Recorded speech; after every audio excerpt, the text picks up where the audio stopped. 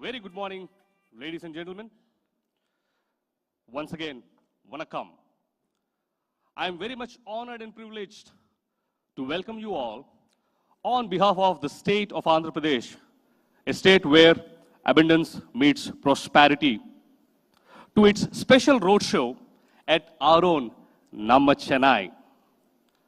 This roadshow is being conducted as a run-up to the prestigious Global Investor Summit 2023, which will be held on 3rd and 4th of March at the most beautiful city of destiny, Visakhapatnam. Well, myself, I am Rajiv YSR. I head the investments promotions of Andhra Pradesh Economic Development Board, and I am your host today. This particular industry meet is very special to me for a reason that I represent the state where I was born, in a state that helped me become one of the finest engineers through the prestigious Indian Institute of Technology, Madras, and neighbor to this hotel, Adyar. Under the guidance of our Honorable Chief Minister, Shri Y.S. Jagan Mohan Reddy Garu, and the leadership of our Honorable Minister for Finance and Planning, Shri Bugna Rajendranath Garu, we are here today as a delegation to present and narrate the growth story of Advantage Andhra Pradesh that is being unveiled in an ever new different way. While most of you know that Andhra Pradesh was ranked #1 in terms of ease of doing business, I am sure very few know the fact that we have been consistently ranked #1 for the last 3 years. With 974 kilometers of longest coastline, second being the longest in the country, and 3 out of 11 industrial corridors passing through the state, covering more than 80% of districts, the state of Andhra Pradesh has its own advantage of being the ideal investments destination across the world and rightfully derives its tagline, the Advantage Andhra Pradesh. While these are few of many compelling reasons that we have, there are a lot more in store for us. And today, we have none other than the department heads themselves amongst us to share the stupendous opportunities the state has and how your strengths can match with the opportunities of the state and together achieve shared success. Without much ado, let me invite Mr. Swaminathan, the former chairman CII Tamil Nadu chapter, to begin this program with his welcome address. Welcome, Mr. Swaminathan. Let's all give him a big round of applause.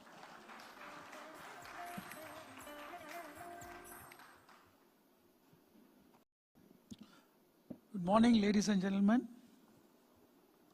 It gives me great pleasure to be here. First, I welcome Mr. Bugna Rajendranath, Honorable Minister for Finance and Planning, Commercial Taxes, Legislative Affairs, Skill Development and Training, Government of Andhra Pradesh. He is no stranger to Saint-Gobain. We have been associated with Saint-Gobain for a long period of time. Welcome, sir. Mr. Venka Ravindranath, Chairman, APMSME, Mr. B. Sundar, IFS, Special Secretary, Information Technology, Electronics Communication, Mrs. K. Sunita, IAS, Principal Secretary, Handloom and Textiles, Government of Andhra Pradesh, Dr. G. Srijana, IAS, Director of Industries, VC and MD, APIIC, CEO, Andhra Pradesh Economic Development Board and Government of Andhra Pradesh, Mr. Saurabh Gaur, Secretary, IT, my friend, Mr. Sanari from Sri City, and senior government officials from Andhra Pradesh, office bearers of various industry associations, friends from industries, and the press. First, it gives me great pleasure to welcome the Honorable Finance Minister on my own behalf and on behalf of CII Tamil Nadu. And I thank you, sir, for coming to Chennai and giving us an opportunity to meet you. We are indeed happy to note that the state government of Andhra Pradesh is organizing its mega investment summit, the Global Investor Summit on the 3rd and 5th of March 23 at Vizag. I am very pleased and proud that CII is the national event partner for this global event, and as a result of the Honorable Chief Minister's futuristic vision and governance today, the state is growing at a much faster rate than the rest of India. Andhra Pradesh is set on a progressive transformational journey and is poised to become the growth engine of the Indian economy. It is evolving as one of the most prominent connection points with major world markets and is renowned for its excellent infrastructure, large manufacturing base, talented youth, and business-friendly environment. AP has bagged the first rank in the ease of doing business in the country, and I think I would also ensure, with my personal experience that Sengoban has had with Andhra, it is definitely a state in which the officials are very helpful and the government is very proactive. The state secured the top position in the new initiative of Business Reforms Action Plan implementation as part of the EOD of the Ease of Doing Business. Aligned with the Honorable Chief Minister's vision, the state government's flagship investment summit, the Andhra Pradesh Global Investor Summit 2023 on the 3rd and 4th of March at ISAG, offers a robust platform to showcase the opportunities and act as a springboard for intensive industry partnership for growth. We were talking to many of the industry friends in Andhra Pradesh and CIA Andhra Pradesh, and was delighted to know the present government introduced village and ward secretariat system, which has helped the state to achieve the real Gram Swaraj, which cannot be seen anywhere else in the country, which is commendable, sir. The efforts that have been put by the AP government in the last 4 years have delivered a lot of outcomes for new investment climate. Sir, your government have proactively promoted an enabling policy framework to attract investments for job creation and sustainable development. Sir, your upcoming new industrial policy, I am confident, will be efficient and greatly smoothen the process for setting up of new industrial investments by making most of its processes digital and transparent. Sir, I will only request, there are a lot of changes and we have been talking with your government also, with your officials, the capital subsidy, etc., which is now being offered by many states, and request that should be part of the new industrial policy. The single window clearance system and grievance redressal mechanism, the Spandana program, has emerged as the best among competitors. The initiatives have focused on MSME promotion and startups and will create a strong impact on growth and employment generation in the state. It will also help in creating an ecosystem to support the growth of startups in the state. There are many more such initiatives that the state government has undertaken with your astute guidance, and the time is too short for me to list the many advantages that the state has to offer. The industry partner for the APGIS 2023 CII would like to invite you all to consider these opportunities and must be engaged to drive change for the inclusive, balanced and sustainable growth. With the proactive partnerships and impactful strategies from Indian enterprises, AP can further accelerate its pace of development. Sir, CII would endeavor to work closely with the state of Andhra Pradesh to bring more investment to the state. We would be delighted to partner the state on policies and strategies that would enable socio-economic growth for the state. We are determined to work in areas of growth, sustainability, international trade promotion, and enabling technology and innovation. Honorable Finance Minister, on behalf of the industries, I would like to thank the state government of Andhra Pradesh for always supporting industries, CII, and other such associations in all their endeavors. And I assure you, sir, from CII, we will continue to foster growth and development by facilitating affirmative action and working towards a balanced, inclusive, and sustainable development in the state. I'd like to once again thank the Honorable Chief Minister for having CII as their partner for this important engagement. It is indeed a privilege to work alongside a visionary leader like him and be part of the Andhra Pradesh growth story.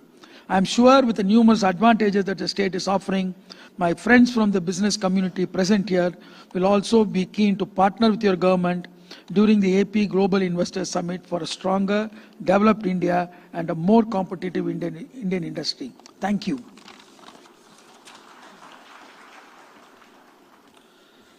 Thank you very much, Mr. Swaminathan, for setting the right context. The state of Andhra Pradesh, as part of its Global Investor Summit, is focusing on 13 major sectors. And in the next couple of hours that we have, majority of these sectors could be covered through the presentations and some of them through their audio visuals. The single desk portal of the state of Andhra Pradesh, with all approvals as deemed approved within 21 days, the abundant availability of land, power, and water at a cost much lower than that of the nation's average, a specific focus on robust infrastructure development along the corridors makes Andhra Pradesh not only number one in terms of ease of doing business, but also number one in terms of reduced cost of business. To further understand the innovative initiatives, industry-friendly policies, infrastructure development, and plethora of opportunities the state has got to offer, please join me in welcoming Dr. Srijana Gumala IAS, Director Industries, Commerce and Exports Promotion, Vice Chairperson and Managing Director, AP Industrial Infrastructure Corporation, and CEO, Andhra Pradesh Economic Development Board, on to the podium, please.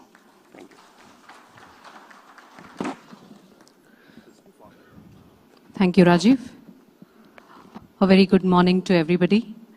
It is my proud privilege to have you over today at our roadshow as part of our Global Investors Summit, which is happening on the 3rd and 4th of March in Visakhapatnam.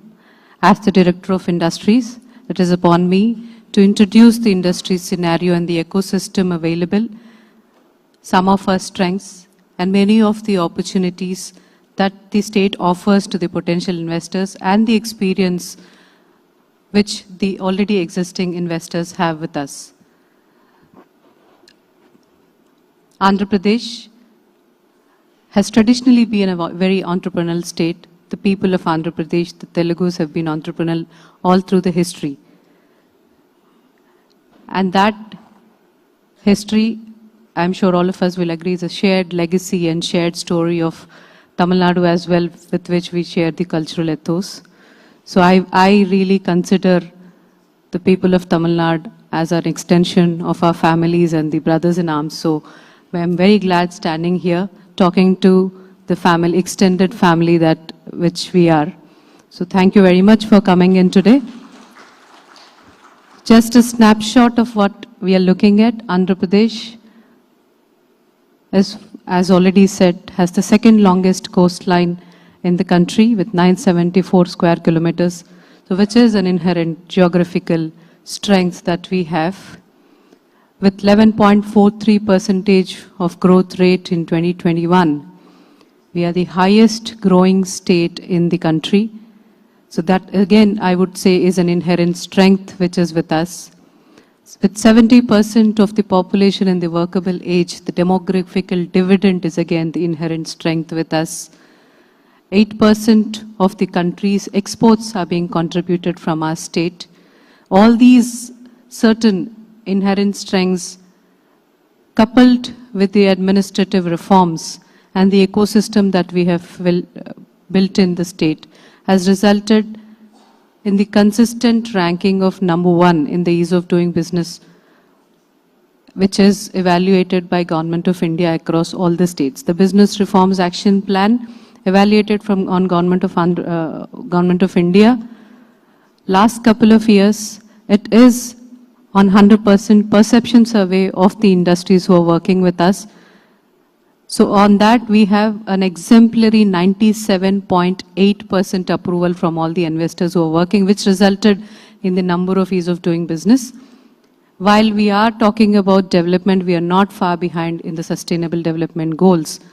We work for the welfare of the state and take welfare and development equally together, which is why, again, we are ranked #4 in the sustainable development goals in the country, and 5th in the exports. So these are certain facts that we wanted to bring into you to set the context of the state that we are going to talk today. When I'm saying about the ease of doing business or the ecosystem that we have or the infrastructure we have, I'm not talking only about the large and mega industries. I'm equally talking about the MSME ecosystem that we want to build. Most of the learning we would be having shared along with Tamil Nadu. While Tamil Nadu is touted to be the best in the MSME ecosystem, we are not far behind is what I wanted to show through the statistics that I have presented to you. Just for the matter of fact, from 2019 until now, in the last 3 years, around 1.5 lakh MSMEs have started their shop in the state of Andhra Pradesh, with over 13 lakh people getting employed. So I'm talking of industry which is starting from a micro industry to a mega industry. So all have been taken care equally, or if I may say so, MSMEs have been taken more care in our state, while large and mega have been taken really good support. So just I've a little bit of an elaboration on the exports that I was talking, because we both the states are good in exports, and we probably will understand the export language a little bit more conveniently, which is why I've given details of the exports that the state is proud of, which is contributing to a 13% of CAGR in the last 3 years. We are really strong in the marine products, iron, steel, ship and boat, residual chemicals, drug formulation, rice, granite stones and spices. These are the few of the products that we have been exporting in numbers which contributes to the volumes. $19 billion is the volume of the total exports that we do from the state. And I'm really proud to stand here and say, out of the 11 industrial corridors which are crisscrossing the country, 3 of them pass through the state of Andhra Pradesh, which no other state has the reputation of. 3 industrial corridors: the Vizag-Chennai Industrial Corridor, Chennai-Bangalore Industrial Corridor, Hyderabad-Bangalore Industrial Corridor, which is, I might say, changing the infrastructure and logistical landscape of the state, and if I may not exaggerate, turning us into a logistical marvel. So these corridors are, if you see the map, they're going all along the state of the Andhra Pradesh, and with robust infrastructure of land availability, water, power, roads, infrastructure, CETPs, these are going to be our really flag bearers for our further industrial development. So I just wanted to bring this to your notice. And Vizag-Chennai Industrial Corridor, which is under the active development. So why I mention is Vizag is where we're going to do the industrial summit, and Chennai is where I'm talking from. So this is going to be binding us together, if I may say so. The Vizag-Chennai Industrial Corridor is going to be part of our both growth stories. So it's an opportunity I see where we can work together here. The industrial parks, the biggest advantage with Andhra Pradesh is the land that we have at our disposal, readily available for allotment. And if you can please notice, it is not concentrated in certain area, but spread across all the districts. So we want an equitable and equal distribution of development all across the states, and make use of the mineral wealth which is at the disposal of the state, and ensure that the fruits of development reach each corner of the states, which will be a win-win story for both the investor and the people of Andhra Pradesh who would be working with you. To set the context, the certain incentives that Mr. Eisenhower also was mentioning, this is a snapshot of the industrial policy and the incentives that we have at hand today. If I may mention that the industrial policy is up for revision, and the new policy is up for activation in a couple of days. So much before the investor summit, we will be announcing an investment policy, industrial policy. Why I have mentioned these here when there is a new policy coming? Just for a perspective that whatever you see here is one of the best which is available in the country, and the policy which is coming up is going to be better than this. Which is just to set that perspective and context. I've just mentioned the incentives which are available for the micro, small, medium, large and mega industries in terms of the stamp duty reimbursements, or the power subsidy reimbursement, or the capital subsidy, or in some certain cases a skill subsidy, training subsidy that we would be having, interest subsidy. Things like this which are really going to come up in the future, and I'll be very glad to present to you in a couple of days. And apart from a generic industrial policy, the industrial policy which is coming up will also be encompassing certain specialty sectors like the few I have mentioned. There will be a retail policy, there will be a bulk drug policy, there will be an IT policy, food processing, textile, export promotion, logistics, electronics, tourism. So there will be all encompassing specialty policies also, which would be coming up under one umbrella industrial policy very soon. Certain strengths that I've already mentioned, but I'll take you through for the interest of retention. The robust infrastructure, that industrial infrastructure that we've had, about 50,000 acres of readily allotable land available with us, with strong logistical infrastructure, which is again reflected through the award that we've recently gotten as the top achiever in logistical ease as per the Leeds Report 22. The industry-ready skilled workforce, it will be discussed in a little bit of a detail in further presentations. The raw material availability, we are the home for 48 rich minerals and the various raw materials which would be a treasure bowl, I would say, and the low cost of business. While we've been mentioning about the ease of doing business, I want to really take to your attention that we are not far behind in the low cost of business, which would be a very formidable combination. The quality of water and power availability and the strategic location, we tout ourselves to be the gateway to the South Asia and Southeast Asia both. And the conducive business environment, which is backed by a stable government, is again, I would say, our better strength, which I want to present to you in this slide.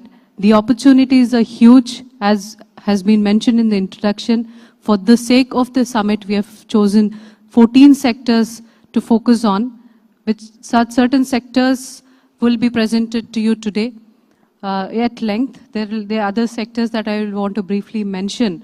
In addition to the sectors which will be presented to you, are the electronics sector. The strengths and the opportunities are abundant, and the marquee investments that I've put on the slide talks for itself, how the ground has been prepared for much more investment and opportunity and working together in this sector of electronics. Agro and food processing, we have been traditionally an agro-based state, and we really want to work on that and take it to the next level by adding food processing into our forte. So we've already started to work on that. Again, the marquee investments show to the fact that we're not limiting ourselves to be a producer of agro-based products, but going into the processing as well. The pharmaceuticals, Andhra Pradesh has always been the pharma hub in the country, and in the COVID times, it is all for all of us to see how Andhra Pradesh and the pharma sector, which is working with us, has come to the rescue of the entire country in providing the medicines and the medical devices on time, where at times, you know, all of us know better how those times demanded of us to really scale up the production at a very short time, and Andhra Pradesh proudly had come to the rescue of the country, and which is what we want to build further on. The petroleum and petrochemicals is an upcoming sector for us. We already have the KG basin, but we want to really work on certain specialty petrochemicals.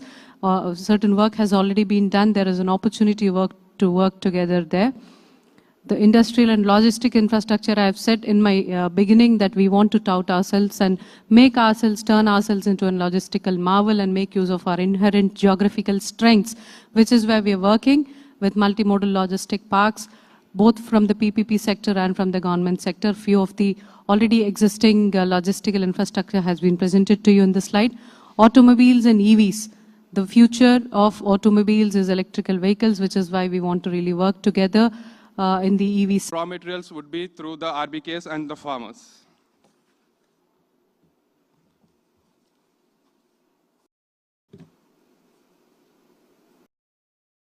Moving forward, these 26 food processing units will be set up, one in each district. And this will be developed in two phases. In phase one, we are doing around 10 food processing units, which includes 13 millet processing units. And these food processing units are being constructed as per the raw material availability. For example, we have a lot of tomato raw material availability like in a place like Nandyal. So there we are establishing this tomato food processing unit, and banana in Kadapa, and so on. So moving forward, as Srijana ma'am has rightly mentioned, that the state of Andhra Pradesh, the industrial and the food processing policy is being envisaged with great incentives, and also the customized incentives are again coming forward for the mega and medium industries. And we all know that Andhra Pradesh stand #1 consecutively for the third year in ease of doing business, with approvals on land and developing industries envisaged in its policy. And we have around as many as 12 food parks in Andhra Pradesh, and out of which 5 are the mega food parks. And going forward, these are some of the marquee investments in the sector, such as ITC, Mondelez, Parley, Kellogg's, Tata, etc. And through this, I like to conclude my presentation, and I would welcome you all to visit Andhra Pradesh and your investment prospects in our state. Thank you.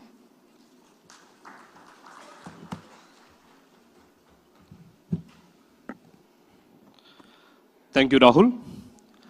And if at all you're looking to register yourself, you can always do that on www.advantageap.in. Kindly register yourself for different kind of meetings and collaborations with the government of Andhra Pradesh.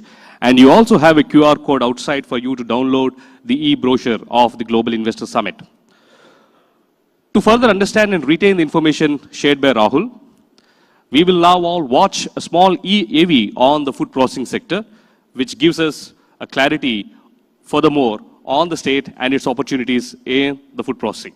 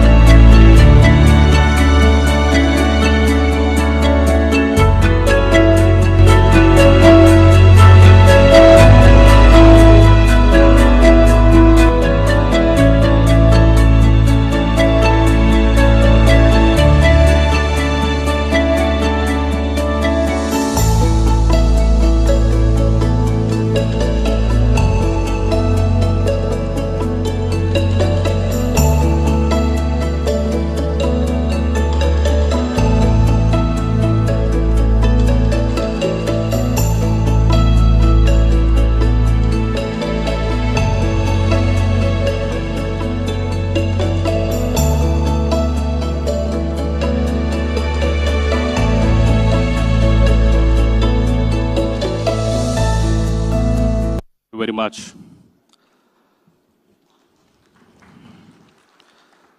The entire civilization was always around ports.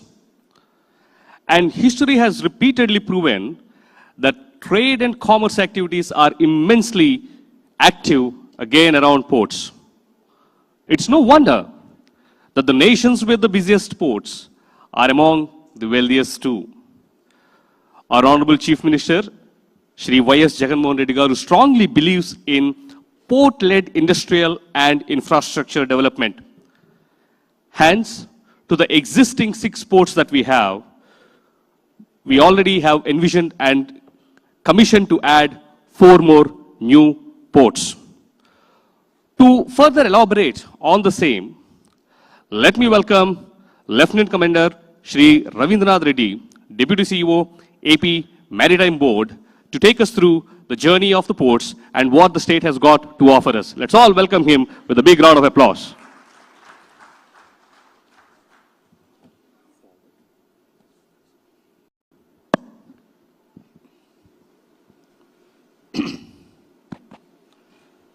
Good morning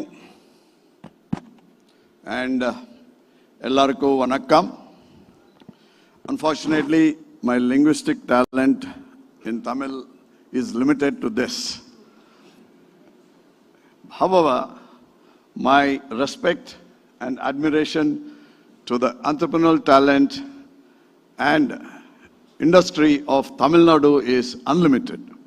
We always had respect for Tamil Nadu, and it is not without reason that you rank very high amongst the top GDP of the country, the state GDPs, and you are the most urbanized state, and you are more or less most industrialized state.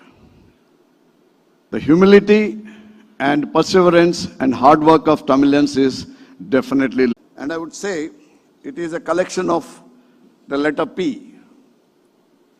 He had said, we got the place for you, that is the land available, it is there. We got the people, skilled manpower is available. We got the power, electricity is abundantly available. And we got pani also. We got a lot of water. And then, as many of my speakers before me and after me would tell you, we got a robust policy also. The framework of policy for industrialization is, you can imagine that we are considerably and consistently being ranked as the number 1 in ease of doing business. That's all due to the policy framework that our Chief Minister and our honorable ministers are framing for and giving direction to the state government to take it. Now, to all this piece, I would also add, we got one more P now. We got more ports also. Right. With all these ports, the policy, the people, the place, the pani, the only one ingredient which is missing, that is paisa. So we are all looking at you to come with your money. Please come to Andhra Pradesh to put your investments. We are there to welcome you, and we will take care of your investments as if they are our own.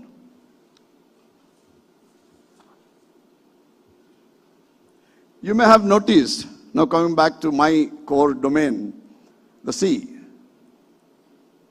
Sea always gives back whatever you give it. You throw a bottle into it, it throws it back right at you. I would like to take that analogy and tell you, come and invest on the maritime sector in Andhra Pradesh. Get all of your mudra, the money, and put it into our samudra, and it is going to pay you back.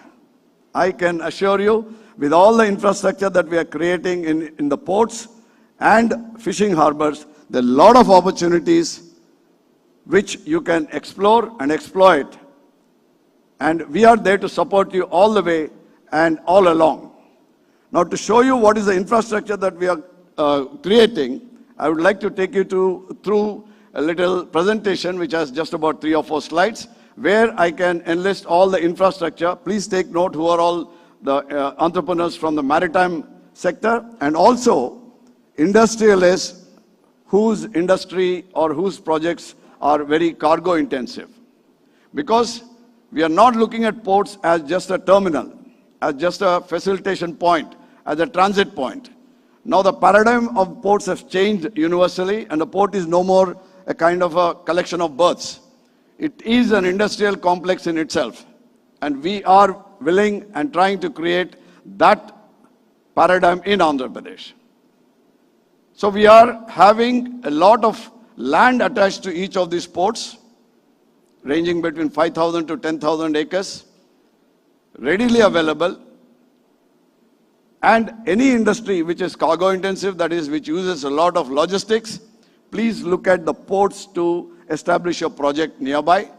There are facilities, the policy is very conducive, the industrial policy per se, as well as the port policy. It is very helpful. So I will take you through the presentation where we showcase our existing ports as well as the upcoming ports and their characteristics. And you can note down so that if you are interested in any of these things, you may plan your investments there. As you can see, Andhra Pradesh has always been consistently ranked on top for the throughput which our ports are already doing. We have one major port in Visakhapatnam, as you all know. Secondly, we have 3 state ports, which are technically called minor ports. They are not minor. They are deep draft ports. And one operating at the southern part of Andhra Pradesh, very near to Chennai, that is Krishnapatnam. Second is at Kakinada, deep water port. And the third is Gangavaram, which is right next to Visakhapatnam. These are the existing ports, and they're doing very well. Now, we are creating 4 more ports, 3 in the public sector, that's the government sector, and 1 in the private sector. These are the new ports which are coming. The first one is Ramayapatnam, which is slightly ahead of Krishnapatnam, north of Krishnapatnam. And next is Machilipatnam, which is quite near to Vijayawada. Then we have Bhavanapadu, which is in the northernmost part of district of Andhra Pradesh, that is Srikakulam. Each of these ports has strategic advantages, geostrategic advantages. And with the changing geopolitical scenario in the world, and we are looking at a lot of liquid cargo going to flow from the eastern part of one of the biggest countries, exporters of liquid cargo and POL, which will give the east coast of India an advantage.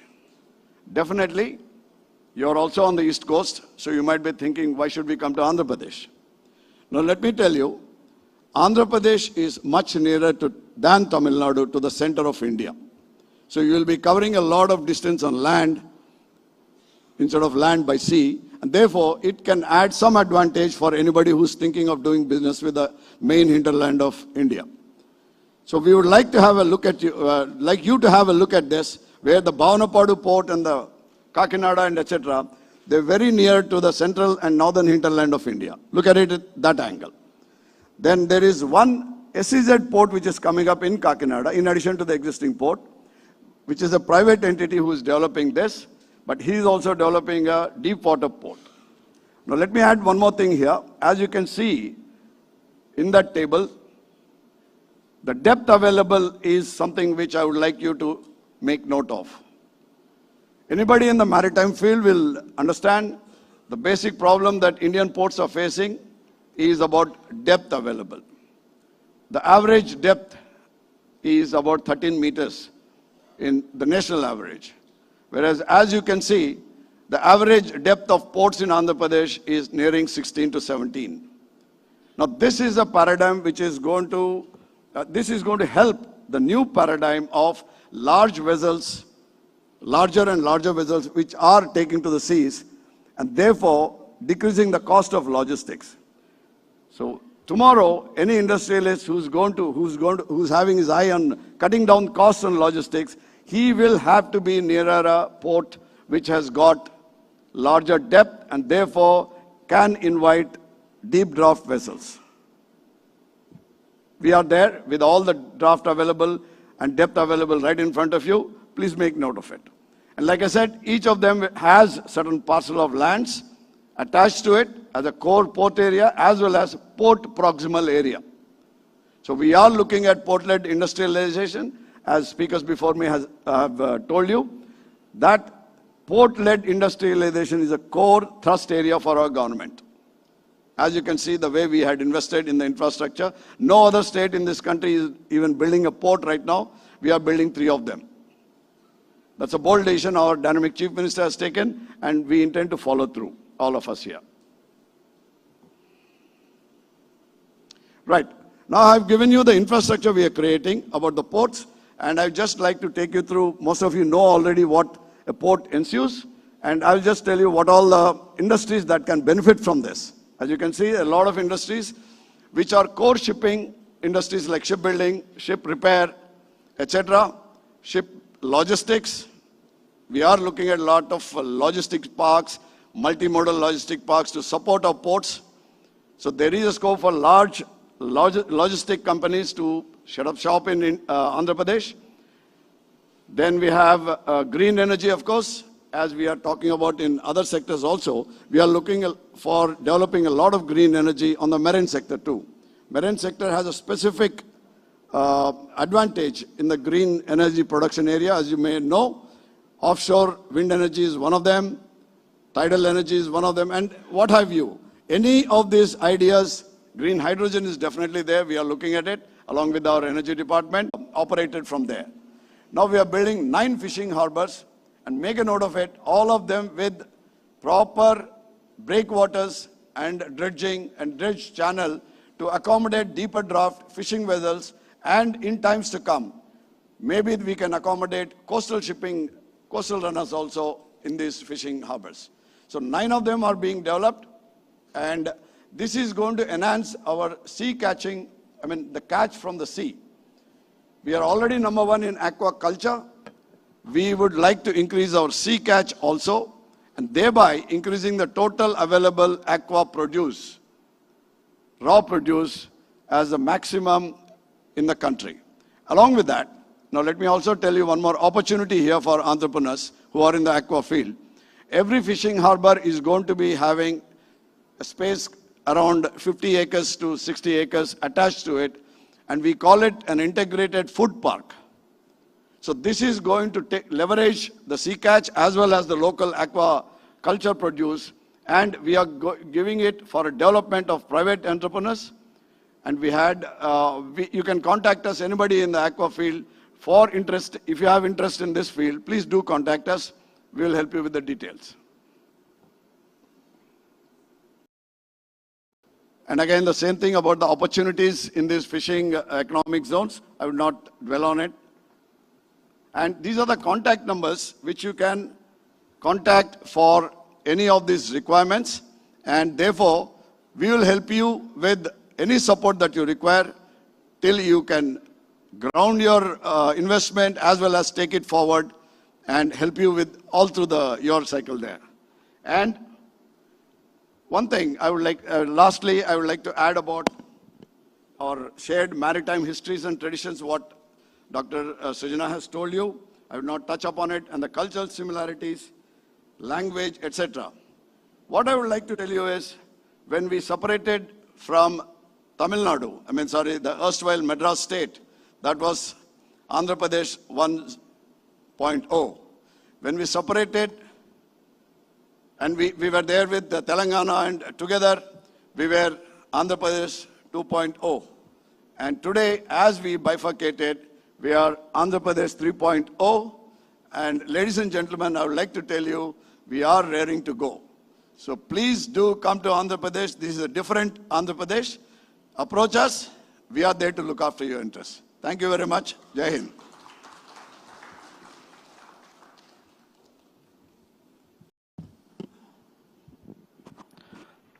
Thank you very much, sir. No wonder the state has bagged the Outstanding Contributor Award in Port-led Infrastructure Projects ET 22. To further witness the developmental activities that are happening at a lightning speed and overall port-led economic development, let's all watch an AV on the ports.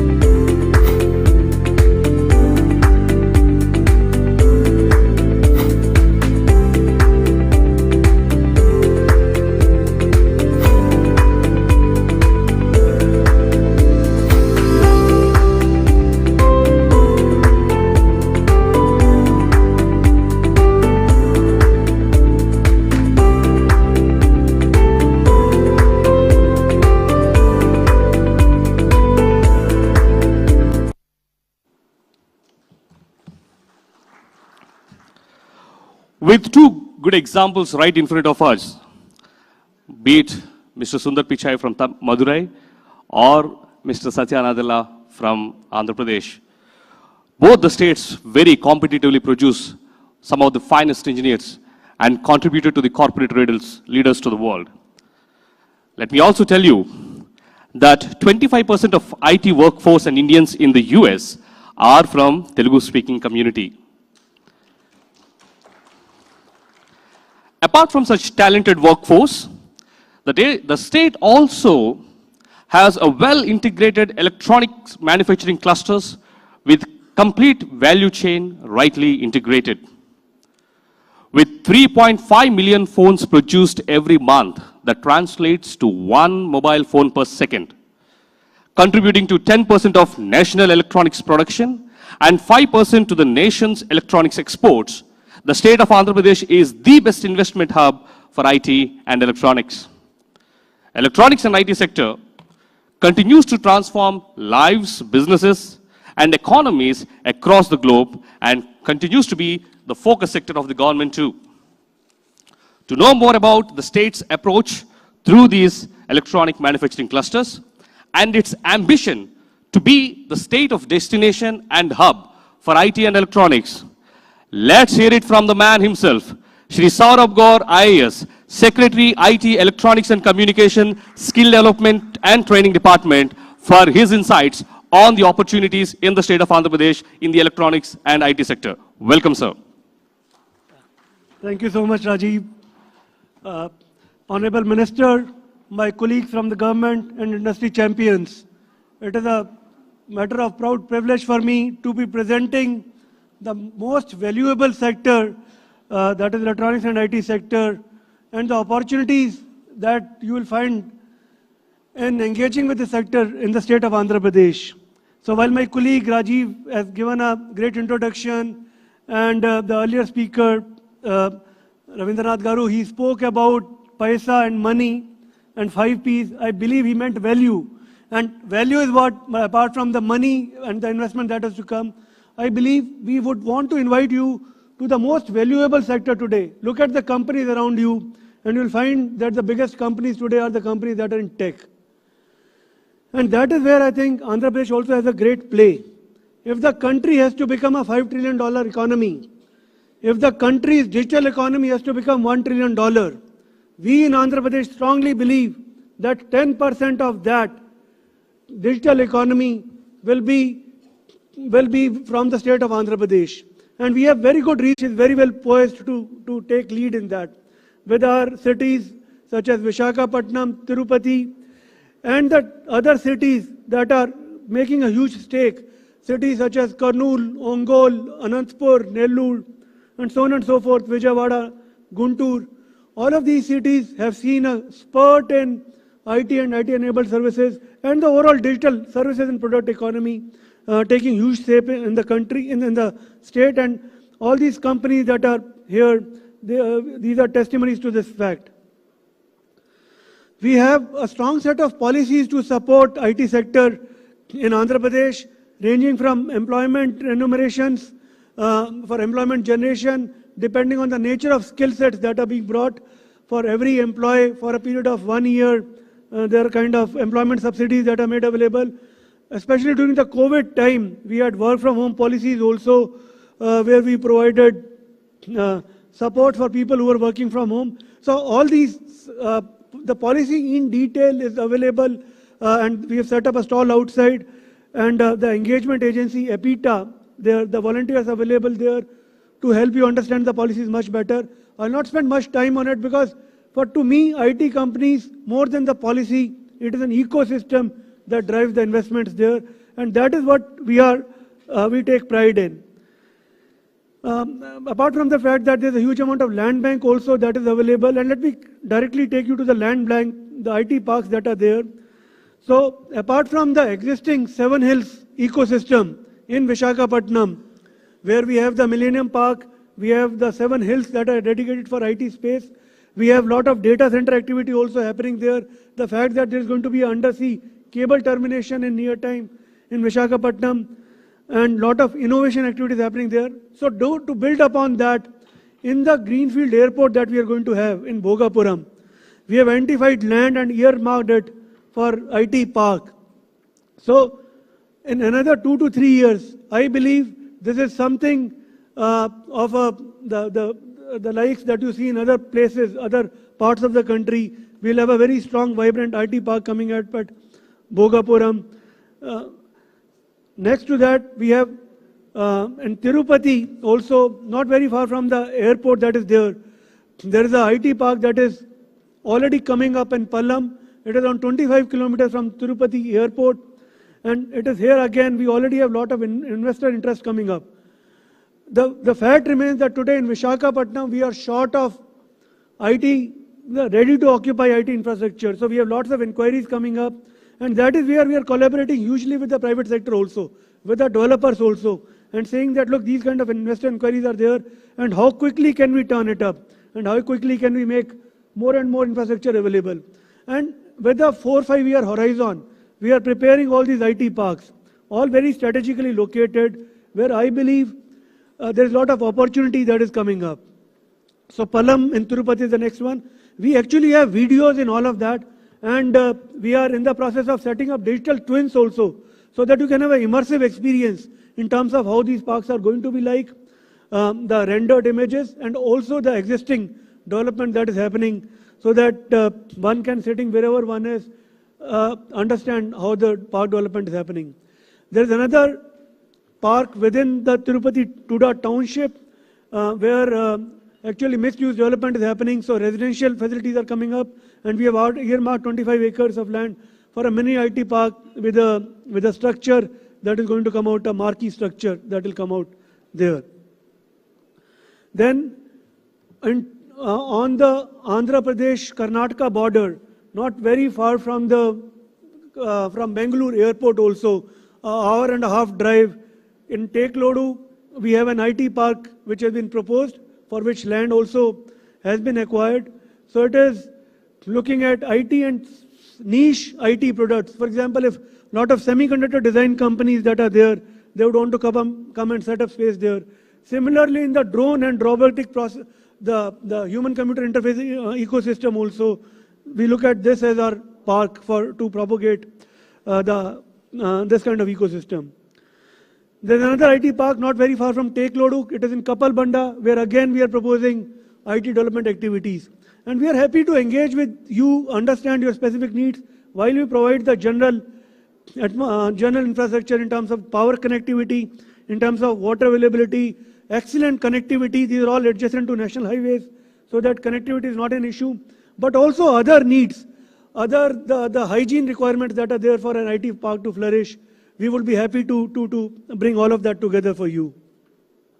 And we have videos on all of them. While there'll be a sector video at the end of this, but we have videos on all of them available, and during the lunch time and otherwise we'll be playing those videos also, so you get a hang of what is it that we are talking about. Now the electronic sector, my friend talked about Andhra Pradesh producing 1 mobile phone every second. To me, it's not much actually. We are looking at today in the country, there are almost, to my understanding, we make around 220 million to 230 million mobile phones every year. By 2027, we will be making 1 billion mobile phones every year in the country. In Andhra Pradesh alone, we want to be making 250 mobile phones every year. So mobile phone is a huge growth segment for us, and we have the ecosystem to back it up. In electronics manufacturing clusters, of the 20 electronic manufacturing clusters that were sanctioned by Government of India, 4 were sanctioned to Andhra Pradesh. So we have 4 very good electronic manufacturing clusters, established clusters that have come up, where 50-50 partnership between center and state is there. And that is something that rivals, if not betters, I not say betters, the ecosystem that you have in Shri Paramdur, or the ecosystem that's there in Hosur, or so on and so forth. So electronic sector in Andhra Pradesh, this is a glimpse of that. So, but I'll go to each of the clusters. But before that, let me talk about the fiscal incentives. In electronics, we have clear-cut capital incentives that are available. So ranging from 20% capex incentives with certain limitations also. but strong capital incentives and very well neatly laid out capital incentives also, so it doesn't take any time in processing them. Apart from that, land is available, developed by Andhra Pradesh Industrial Infrastructure Corporation. Land subsidies in terms of stamp duties waiver are available. And apart from that, power is available at a very discounted rate. So we have two zones. Zone A is Tirupati and the associated ecosystem. Zone B is the newest electronic manufacturing cluster. In Zone B in Tirupati, in Kadapa, Koparthi, that is where, if you had followed, not very far from there, we had the steel plant inauguration also. Then we will soon have the biggest CCTV manufacturing factory in the entire country also. Almost 5 million CCTVs per year being manufactured there. That is coming up there. So here we provide power at 4.5 rupees per unit. We also provide here capital subsidies which are slightly of a higher magnitude. The land is also available here only at presently at 12 lakh rupees per acre. The ready-built factory sheds are available here at ranging from 10 rupees to 15 rupees per SFT per month. So it is a really attractive package that is made available here. On top of that, there is production-linked incentive scheme also, which is made available in the YSR EMC in Kadapa, Koparthi. And this is also 5 kilometers from the Kadapa airport, which is a greenfield airport under Udan, but which is only going to go bigger and better, because we have the electronics cluster, we have the pharma cluster, textile cluster, steel factories, and lots of other associated developments coming up there.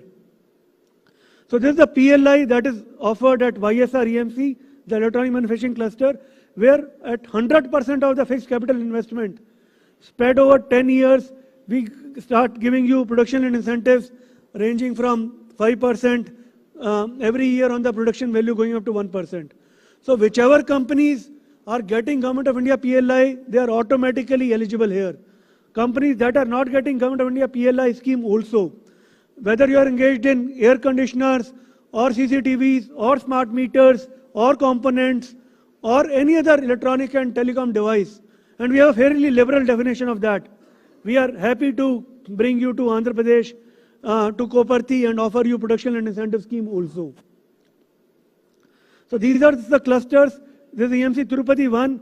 This is where we have Dixon, we have Munhoth, which has set up the first battery manufacturing plant in the country. And it's not battery assembly, it is from cell upwards that even cell manufacturing also is happening there. So almost 2 gigawatt energy battery manufacturing unit has been set up there in Tirupati. And then we have now Neolink also manufacturing the mobile and the customer premises equipment devices for Reliance, and also for a couple of other players also. We have HKC, Resolute, and so on and so forth. And we look at some of the other players also coming here. This is the EMC Tirupati 2, which is where we have the Chinese majors like Wingtech, TCL, TT. The biggest display plant in the country is in Tirupati. For the television screens display, the mobile display, and soon we will have further value addition, pure cell manufacturing also happening here. So we have Wingtech, TCL, and we are looking at Napino and VVD, and these are the other investor interests we are looking at. Dixon has a very big go here, and then the camera module company, not to forget, Sunny Opotech, which manufactures camera modules for almost all mobile manufacturing companies. So as you see, the value system is going deeper into that. From the mobile phone assembly and the television assembly, now we have the mechanics, we have the optical modules, we have the printed circuit board assembly, we have the display, and so on and so forth. Soon we'll have capacitors, resistors, active and passive devices also coming to Andhra Pradesh. And we already have a few actually. Then this is the Kadapa cluster that I talked about, where the biggest CCTV manufacturing company is already, it should be inaugurated soon, which is again AIL Dixon. And then we have companies coming up in IoT space here, also in optical fibers and in smart TVs and television manufacturing. So I think this is our cluster for consumer electronics and so on and so forth. And then the Sri City EMC, I'll not talk about it. The champion himself is here, Mr. Ravi Sana Reddy, who has set up a fabulous ecosystem, and electronics manufacturing cluster is only a part of it. But here again, we have lots of air conditioning. So 9 out of 16 air conditioner manufacturing companies that got production and incentive from Government of India 9 of them have come to Sri City. So that speaks a lot about the fact that Sri City will become 50 to 60% of air conditioners make in India, make for the world will be happening here. And this now, even the industrial air conditioners also are coming there. Then there is a great opportunity coming up in Kosalanagaram, which is 40 kilometers from Chennai, where we are sitting today, or from the airport, right on the border in Tirupati district or Chittoor district, from what I understand, where again beautiful, it is, one has to see it to believe it, located in very beautiful climbs with a lake, a hill, and connectivity to the national highway. I think that's another place that has a huge future ahead. We have APITA, Andhra Pradesh Electronics and IT Agency, as our nodal agency. APITA has set up a stall outside. We have the draft MOUs also available with us, and also the fact that if you have to do a registration on the portal, I'll be available outside after the meeting, and we'll be happy to take investor queries there. So thank you so much for your time today, and I look forward to your participation in the electronics and IT system, and not to forget the drones and emerging technologies sector also, where I believe we'll be having further discussions later on. Thank you. Thank you very much, sir, for such energetic and passionate presentation on IT and electronics. The state, apart from being #1 in horticulture, it is also among the largest producer of cotton, second largest producer of raw silk, and stands fourth in jute production in India. The state is right now focusing on further enhancing the ginning, spinning, and processing units. With raw materials easily accessible and processing units being the focus of the government, the state is going to be the best ideal location for investments in textiles and apparels. To further understand the opportunities and the ecosystem in detail, join me in welcoming Srimati K. Sunita IAS Garu, Principal Secretary, Handlooms and Textiles, for her presentation on this particular sector. Welcome, ma'am.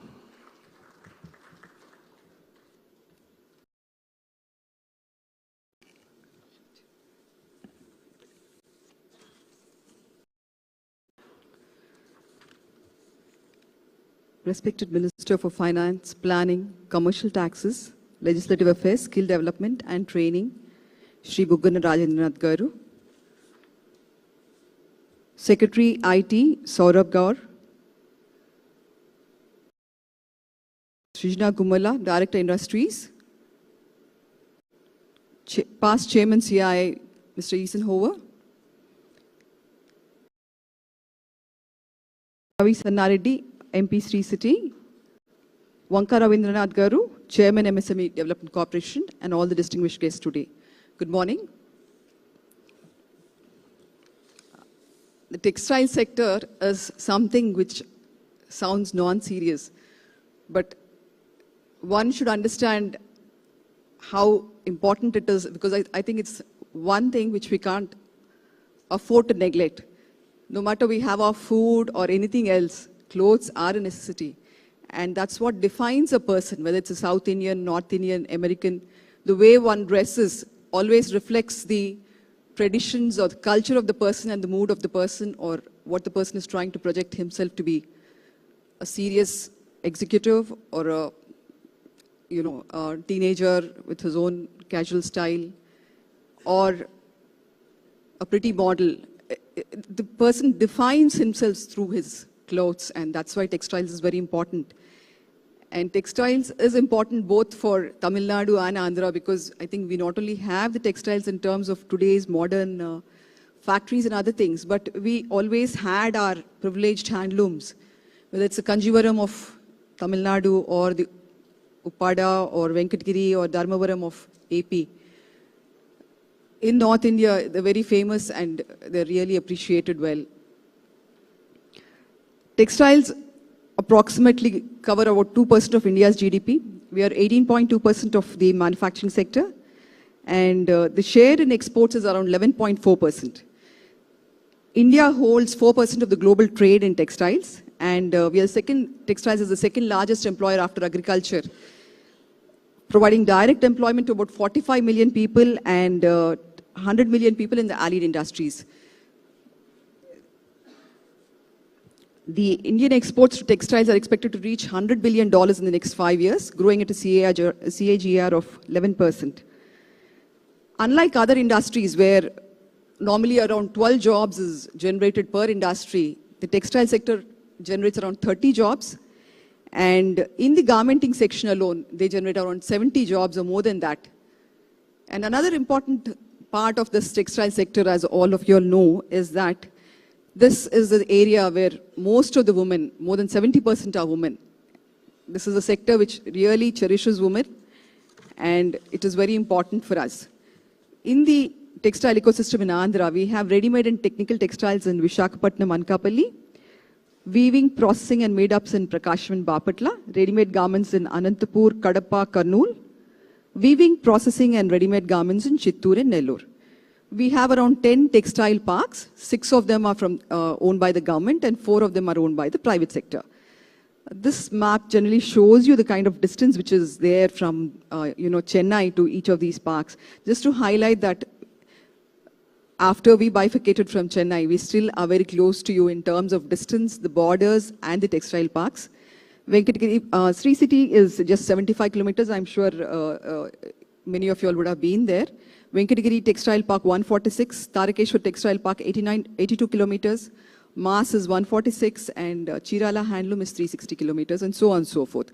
So we have a lot of textile park areas available, and India is the 6th largest producer AP is the 6th largest producer of cotton.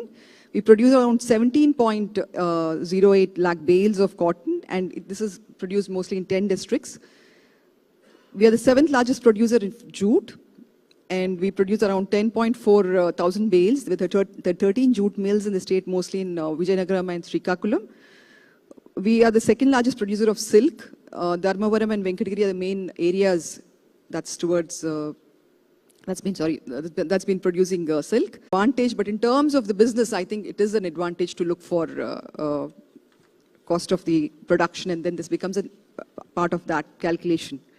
The marquee investors in the sector are, for technical textiles, we have Torre, we have TJ for weft knit products, Unicharm and Precot for medical textiles, Aditya Birla Loyal Textiles for integrated textiles, and Brandix Shahi Texport, Volta for apparel. And for yarn, Andhra was very famous for yarn earlier. Kallam, Idulpadu, Vasanta, Jyotirmayi, Amravati, Indu Textiles, Swarnalata, Super Spinning Mills are all present. These are the marquee investors in our state. And just to give you a glimpse of what we have in the handlooms heritage, most of you all would remember that when the East India Company came down to India, they had also set up a lot of units near Machilipatnam, where we used to make this sari which could be fit into a small matchbox. And today also, though all the travails of modern industry, colonization, and the youth moving away from the traditional attire is still there, but still we have retained about 35 varieties of handloom products. Many of you all would be hearing about these things, like we have the Dharmavaram, Venkatagiri, Uppada, Mangalagiri, then the Srikakulam Khadi, and so on and so forth. We have around 1,77,447 weavers, which is around 5% of the Indian weavers working on these handlooms. There are 482 primary cooperative societies. And we have 6 handlooms which are GI tagged.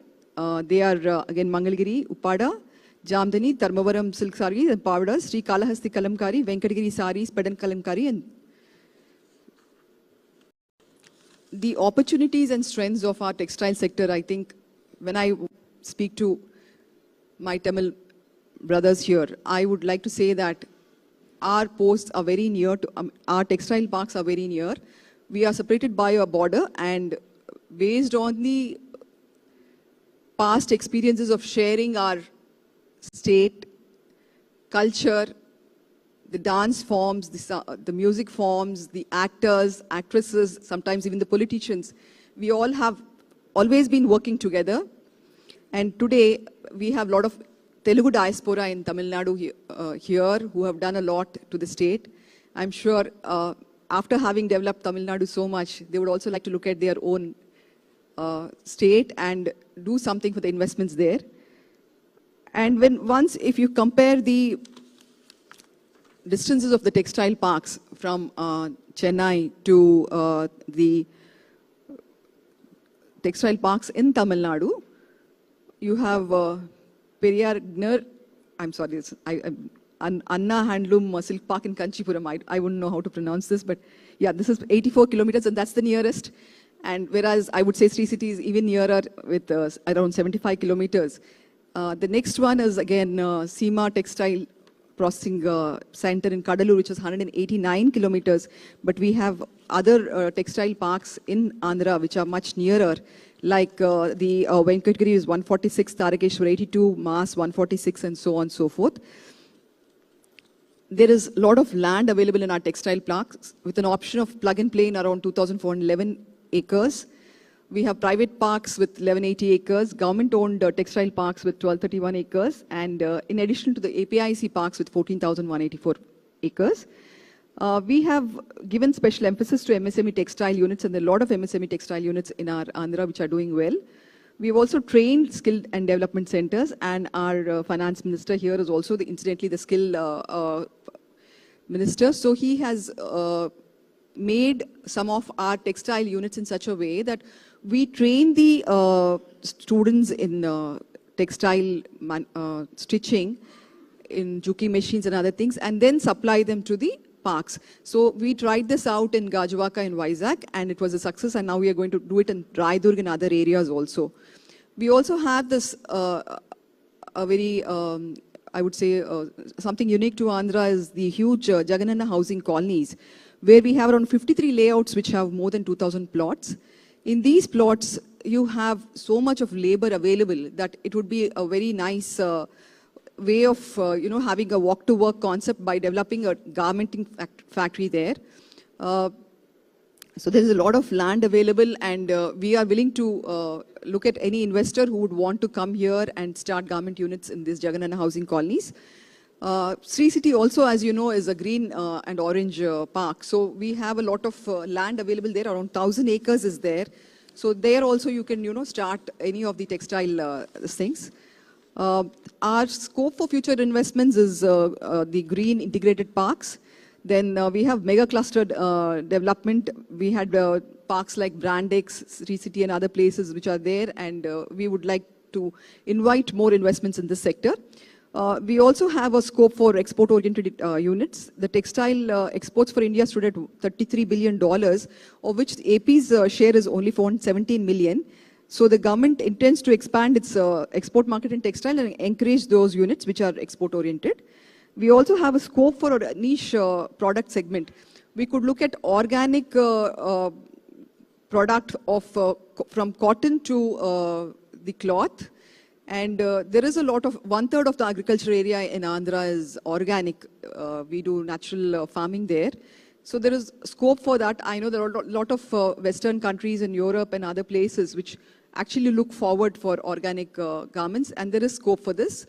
Already some textile parks like Mohan Spintex and others have been doing it, and there is more, there's room for more.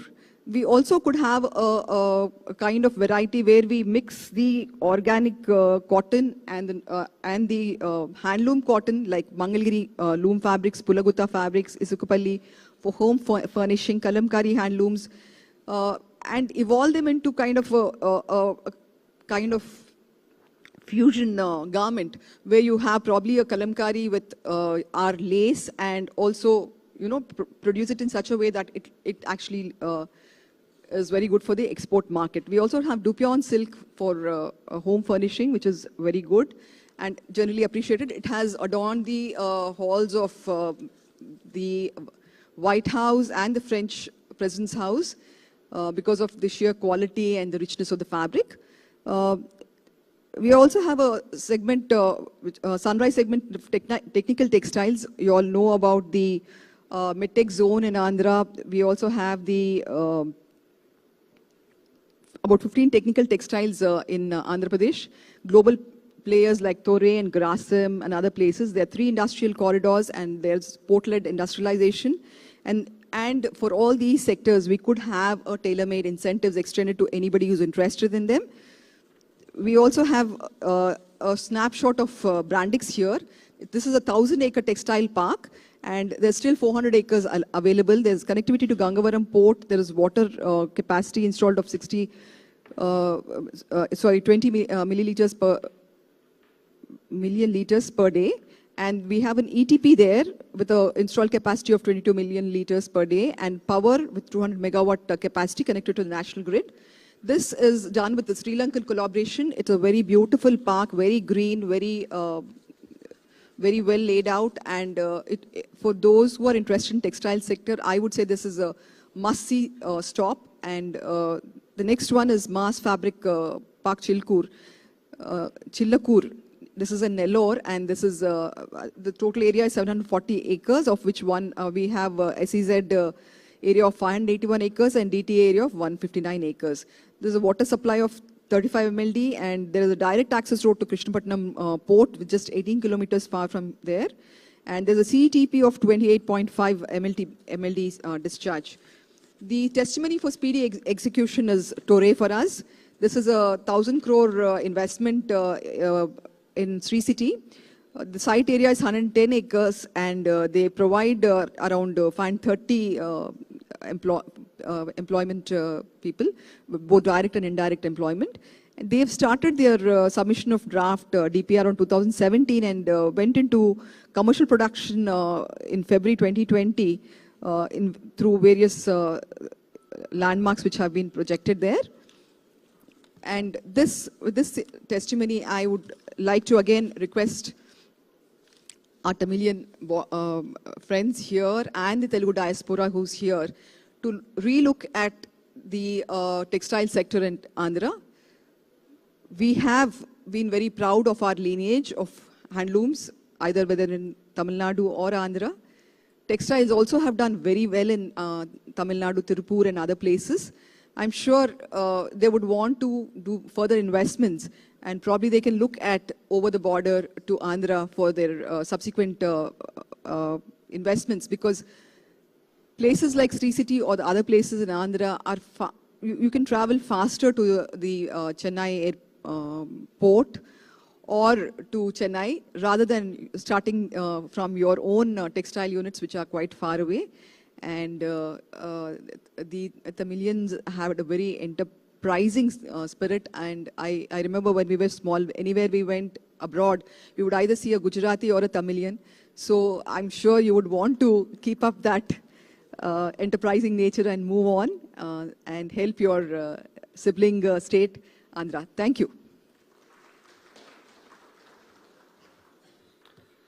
Thank you very much, ma'am. That was indeed a very warm call to the investors and entrepreneurs here. Now, can we have the AV on the textiles, which gives us a complete overview of the sector to the investors here? Andhra Pradesh, building a supportive textile empire for the country. People are not just attracted to Andhra Pradesh's rich cultural heritage. The state also holds great significance in households across the country because of its exquisite kalamkari work, lavish hand-woven Dharmavaram saris and fine Mangalagiri cotton weaves. This makes Andhra Pradesh occupy a prime place in India's cultural ensemble, as the state is supported by the distinctive traditional weavers of nearly every village in the district. With the integration of 10 textile parks, which includes 1 handloom park, and Andhra Pradesh's quality of producing some of the country's finest textile raw materials, the state is in a unique position to support the textile industry of the country. When industry representatives are speaking high about the state, that is the most important part. And for the past 3 years, this has been happening. God's grace, touch wood, we've been doing well. So come over to Andhra Pradesh, have a feel of the state, and I assure you that you would enjoy the way forward. The robust weaving environment with 35,176 power looms and 10,244 shuttle-less looms attracts industrialists to the state as a fast-growing manufacturing hub in the country. This ecosystem is supported by training program centers in Vizag Apparel Park to provide a supply of manpower to garment units. Andhra Pradesh rules as India's top cotton producer, the second largest producer of raw silk and the fourth largest producer of jute in the country. This resource availability combined with a well-developed ecosystem makes Andhra Pradesh appealing to the textile industry and provides enormous opportunities for entrepreneurs investing in value-added segments throughout the textile value chain. In the future, the industries would be encouraged to set up their units subject to compliance, that is garmenting units, etc., in the vicinity of Jagananna housing colonies. This aims to promote the concept of walk to work with readily available manpower and encourage women to participate in the labor force to bridge the gap. The state is home to various mega and large textile units producing home textiles, yarn, technical textiles, medical textiles, garmenting and apparel, which creates a value chain making AP a suitable ecosystem for textiles. A mega textile park in an area of 1,000 plus acres is proposed, which further gives investors a lucrative opportunity to build a textile empire.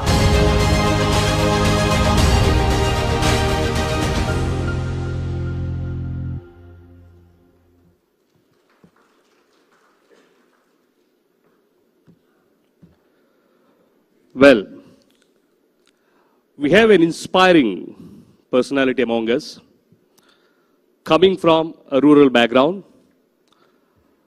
building an enterprise which is now home to 190 plus companies representing more than 28 countries. And he has set not just the state of Andhra Pradesh, but the entire country on the global arena. Let me welcome Shri Ravi Zannareddy Garu, the founder and managing director, Shri City, to share his views on the investor-friendly environment in the state of Andhra Pradesh. Let's all welcome him with a big round of applause. Thank you, Raju, for that kind introduction. Indeed, it is a pleasure to be in my hometown to promote Andhra Pradesh state, where that is my Janmabhumi, Karmabhumi laga, Puttinillu, Mettinillu laga. So I don't know how many of you know that Sri City is a Mylapore registered company just across the street from here. I live in Adyar. So as a resident, I have the best of the both worlds. So I'm thankful to the organizers to give me this opportunity to be in front of you. It was a surprise to me when I came here. They called my name. I have to come onto the stage. But it also gives me an opportunity to speak from the heart, not from the prepared speech. First, I think people talked about the state's togetherness and all those things, but I have a lot of common things here to share. So first, Honorable Minister Garu, who is on the stage, Bugana Garu, who is a well-wisher of the industry from the beginning. So that is why, sir, I tell you, in the context of this, if we say Brahma, Vishnu, you are like Vishnu for industry. Well, we are missing the industry minister, who may be equivalent to Brahma, but is represented by all his forces here, all the thing. It is important, it may be a coincidence that he is the chief guest here, because not only his finance ministry is also for the skill development. Why I say is Vishnu is, these two are the main ingredients for industry to survive. Somebody talked about paisa, so he managed the paisa, but people talked about manpower, so he has both of them. And also he is the person, I can say, who's like, I don't know how many of you know, he had some educational background in Chennai. So many of us on this stage, I was looking around and say, what do we have in common? Very common things between Chennai, Tamil Nadu, Andhra, this culturally and linguistically. And so I thought I will take the role of trying to see how, what is the best for industry in this context. So several of the people already talked about our chairman Swaminathan Garu also. We both have something in common. We live in Chennai and we have industries or whatever. He has industry, I have the Sri City there. So we have the, I think I will try to explain the journey, my journey. I thought that is the best thing to explain why it is relevant for this meeting. About 15 years back, I was also like you, attending one such conference by AP government. I was in IT in those days. So they were here to promote, in those days it used to be called partnership summits, CII used to organize. So I have several friends here from CII, Andhra Chamber of Commerce, from our fellow, whatever my colleagues from Sri City, that is industry leaders from Sri City and industry friends. So my journey started 15 years back, like sitting in the other side of the dais and listening to such invitations or why you should consider Andhra Pradesh as a destination for your business, these things. But I had some other incentive to be where I am today because I am also son of the soil. I am from that region. I grew up there. And I studied, whatever, I did my engineering in NIT Tirchi, which is in Tamil Nadu, heart of Tamil Nadu. And when I moved back, I went to US. When I moved back, I chose Chennai as my destination, not Hyderabad or Bangalore, though I was in IT. So I think retrospectively I've done the right thing. One, I was closer to the home, but when I moved back, I didn't know that one day we have an opportunity. I moved here in 2000. Sri City was initiated during Dr. YSR regime. He was the Chief Minister, then Honorable Chief Minister of Andhra Pradesh, Dr. Y.S. Rajshekar Reddy Garu, whom you all know. And in fact, he visited Chennai several times during his tenure as the Chief Minister of Andhra Pradesh to promote industry. He was also there in 2009 in the Global Investors Meet in 2009 January. That is to the best of my knowledge, that is his last visit to Chennai as Chief Minister of Andhra Pradesh in 2009. And we were supposed to come on August 31st for similar event, Partnership Summit, to attract investment on 30th or 29th of August.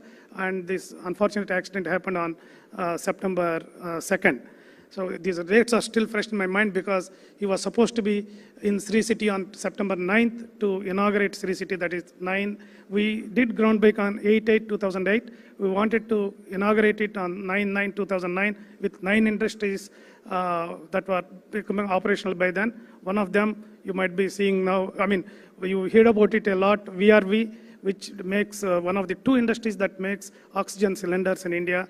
During COVID time, that was giving life to many people. And lately, BFG, which is doing a lot of parts for Vande Bharat trains. These 2 were in news. These 2 industries were promoted by, rather in those days, allotment and groundbreaking by our late Chief Minister Garu, Y.S. Rajshekar Reddy. Why I'm going back to that past is to show the relevance to the meeting. Today, his son, Dr. Mr. Jagan Mohan Reddy Garu is the Chief Minister. And I have seen 5 Chief Ministers from then to today. So one of the things industry, those of us who are here in this hall would look for stability in the policy, support. And I think I can say proudly, since I have done this is with my whatever experience in last 15 years of our journey, the governments may change, officers may change, but one thing that is constant is the full support, the undisputed support to the industry from all the segments, that is political, local politicians, state level politicians, and more importantly, officers. So that is one thing I can proudly talk about in front of you as a resident of Chennai. So this is not because I don't even want to talk about Sri City because there was enough said about Sri City, where it is, what it is. And I also want to remind to the audience that, since they talked about how we were together, then divided linguistically or politically, but I'm telling time has come to unite it back as an industry people. That's what I'm telling people on the stage, people, some of you, we are here together. So there are no, after GST and all have come, I personally feel there are no state boundaries. It is not where you do do business. Yes, state government is important. There is some relevance for approvals and other things. But once GST has come, we are all in India. We are all Indian citizens. So the artificial boundaries of state, all these checkpoints are removed, in 2014-15 time frame. So it is Tamil Nadu or Andhra it's okay. It is important for certain things. But however, for those of us in Chennai, I tell when people ask where is Sri City, I say we are in Greater Chennai. No, I don't say which state we are in, because it doesn't matter technically speaking. Because when we have all these single window clearance systems and everything online, technically you don't have to go to see the government offices that often.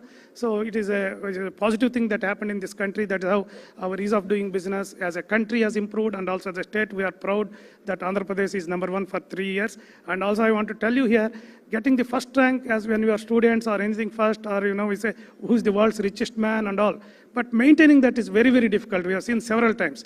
I'm happy and proud that Andhra Pradesh has been doing it for the last 3 years. My request to all the people on the dais is to help the industry such a way that we can get it fourth year also. Not to be with 3 years, fourth year also, we should get it. And I'm sure that the way these people are here, I think they are doing like a political campaign, I would say almost. They were there, I think, day before yesterday in Bangalore. Here, I think I was told they are going to Bombay. So with the zeal that they are working, I'm sure that we'll get the fourth time also that distinction. And I think I can say one more point is, for practical reasons, I can say, though we are in Andhra Pradesh, you may be surprised. I don't know, many of you may not know where Sri City is located, or Kosal Nagaram, which you have seen on the slides and other places, actually originally belong to Tamil Nadu. So these are called what we call Pataskar Committee, this thing. When I can take maybe 1 minute to explain, please don't count my time. This is for the education purpose of the audience here. When Tirupati and Tirutani were given to Andhra Pradesh on linguistic basis, the Rajaji Garu objected for it, saying 2 popular temples going. Tirupati area was purely Telugu speaking. So Tirutani was given to Tamil Nadu. Tamil Nadu give back 65 Tamil speaking villages. So out of those 65, all these Kosal Nagaram villages where we are, Sri City, they are all located. So those of you who want to be in Tamil land, where Tamil speaking, they're all bilingual. They're all very, very, this thing, that's why we say, it's as if a lot of people also ask when they come to Sri City, are you in Tamil Nadu or Andhra Pradesh? So linguistically, because everybody speaks Tamil, so the bilingual team, you may still get your Tamil Nadu Aircel/Airtel signals only there. So we are fortunate that we have several areas where it is geographical in Andhra Pradesh, but it is Tamil culture, Tamil speaking, and also you are best of the both. That's why our then Chief Minister Rajshekar Reddy Garu very proudly is to tell we have 3 international airports. When we had only one in those days, Andhra Pradesh, that is Hyderabad. Some reporter asked, how come 3? He said Bangalore and Chennai. They are also practically in Andhra Pradesh, because all these areas within driving distance from the airports, international airports. That's what industry wants. Good airports, good ports. We had enough, good stability, good network of roads with all these Chennai-Bangalore corridor. Where is Chennai-Bangalore industrial corridor ending? Not in Chennai. It is actually ending in Krishnapatnam, which is 80 to 100 kilometers into Andhra Pradesh. So that is, though it is Chennai-Bangalore corridor, it is ending there. That is how synergic it is.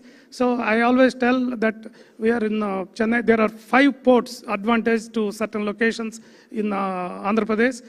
Manpower, I talked about. Our Honorable Minister Garu is here. He may talk more about how he has great vision. I have seen one of the passion which he talks about skill development. He was in Sri City recently just to understand what are the needs of skills in these kind of segments, and what the industrial needs, and how to make. The Andhra Pradesh is also proactively thinking about how to make people ready, not just giving you the infrastructure. Power they talked about, but I also tell you, Andhra Pradesh power is the cheapest power. And since Andhra Pradesh was predominantly agrarian state, we have a lot of industrial workers that will be easily scalable and trainable and placed into the work. They're in need of work. Hence, your wage levels will be low. And this is one of the best places to come and invest, not because I'm there as a Sri City, but I'm sharing my experience. And so welcome to all of you to come and invest into Andhra Pradesh. And if you have any questions, post this session, I will be happy to answer. Thank you very much. Thank you. Thank you very much, sir.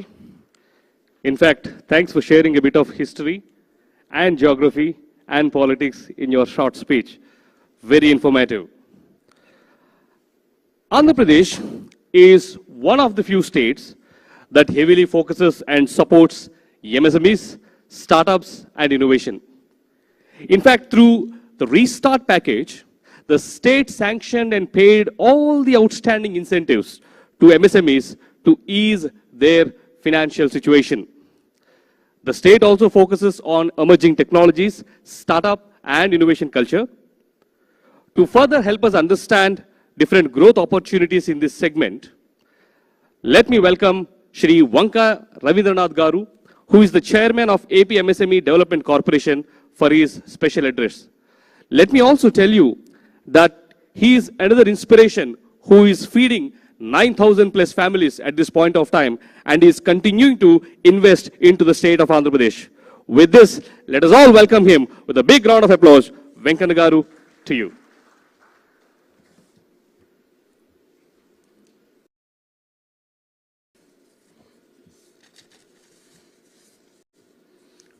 Namaste.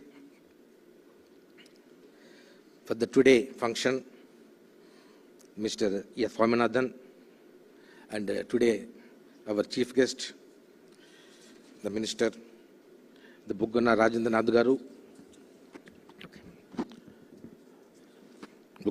Garu, and our state young and dynamic IAS officers, and my colleague, the chairmen, and other entrepreneurs. Today, I'm very happy to came here to see all of you. But I'm a little bit nervous. Before me, everybody talking big projects, ports, textiles, and engineering and everything. But the small scales, came from MSME sector. But MSME sector, Tamil Nadu is very best. In your government, you are proven all facilities, all infrastructure.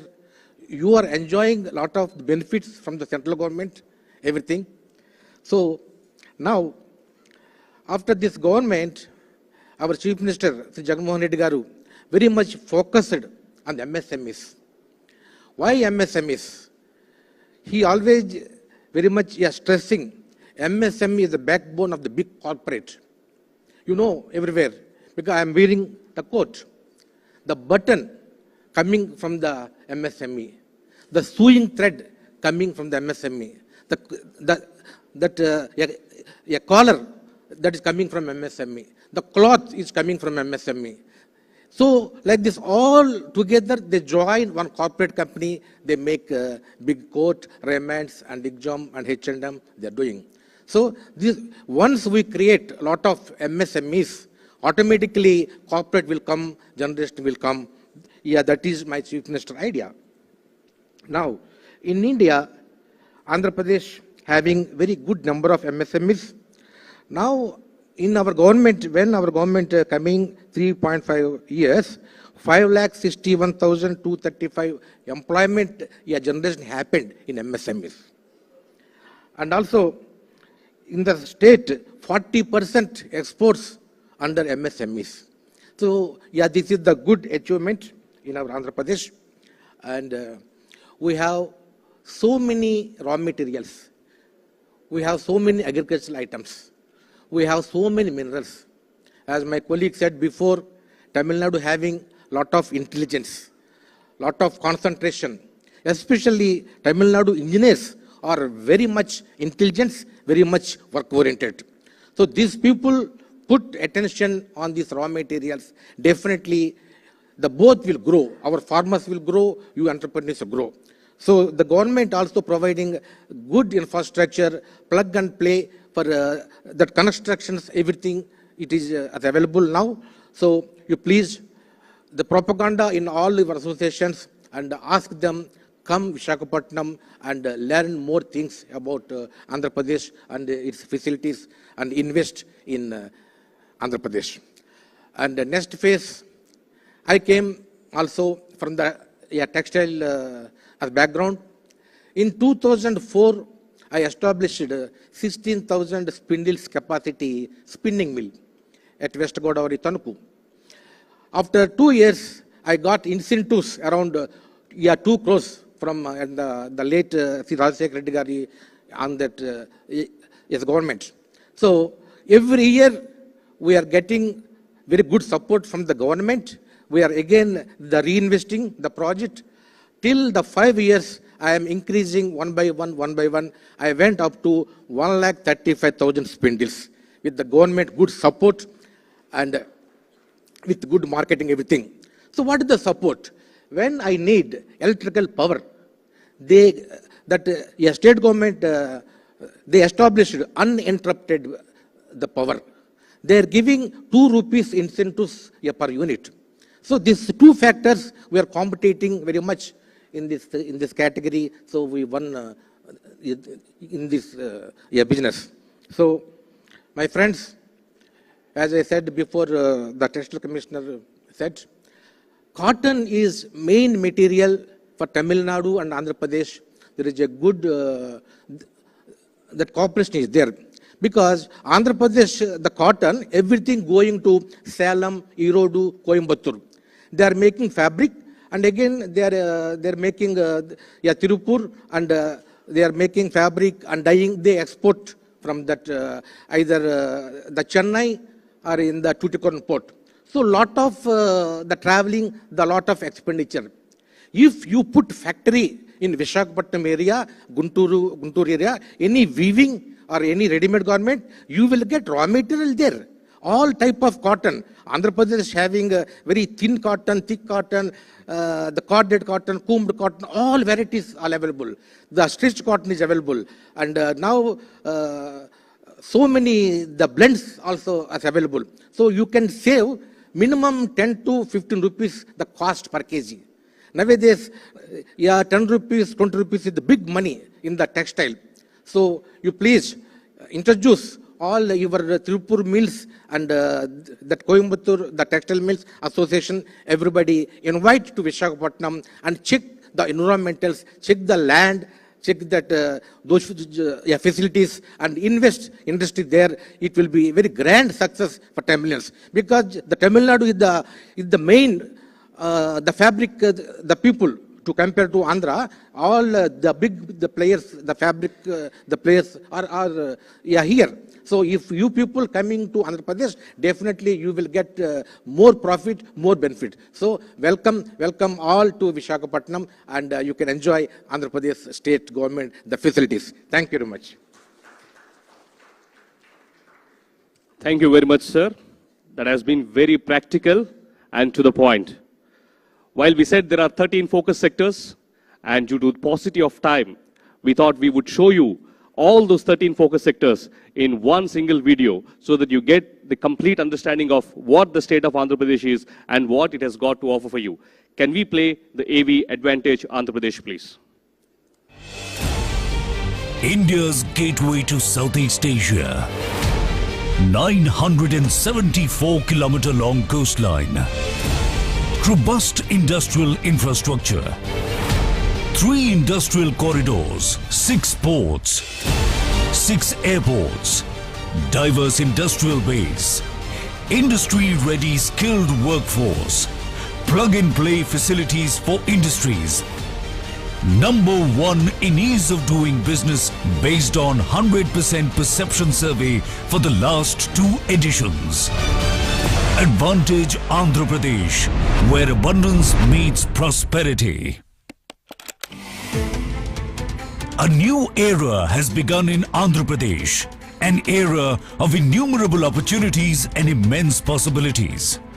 Dedicated efforts of the visionary Chief Minister, Honorable Shri Y.S. Jagan Mohan Reddy, has carved a new identity for the state by measuring up to all parameters of development, trade and investment. The performance stands testimony to our belief that right infrastructure and enabling policies, these two are very, very important. Andhra Pradesh is powering its development through the available land, water, forest and mineral resources. The state is a logistics marvel on the eastern coast with a coastline of 974 kilometers, which is the second longest in India, thus making it a gateway to Southeast Asia. The state has retained its top position in the ease of doing business for the last few years.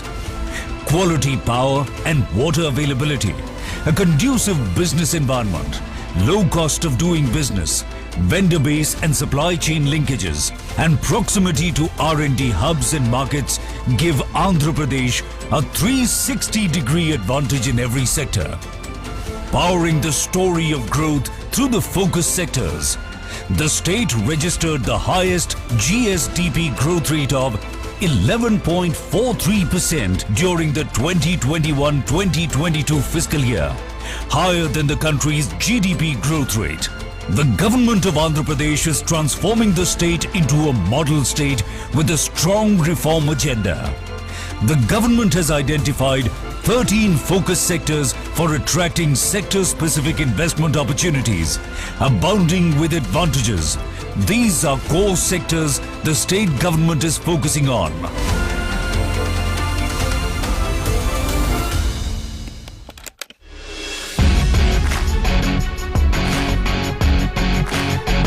Andhra Pradesh is at the forefront of developing industrial infrastructure.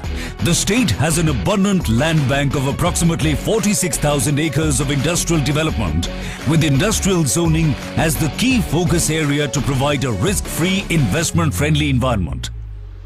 A big credit for immense success in every field goes to plug-and-play model and industrial hubs. This includes YSR Jagananna Mega Industrial Hub, YSR Electronic Manufacturing Cluster, Industrial Corridors, PCPIR and Beach IT model. With 6 airports, the state has the largest number of operational airports. Air freight traffic is increasing impressively year after year. State-of-the-art cargo handling facilities are available at major airports. Taking benefit of the strategic state to have 3 industrial corridors for accelerated development across the state. Visakhapatnam Chennai Industrial Corridor, Chennai Bengaluru Industrial Corridor, Hyderabad Bengaluru Industrial Corridor.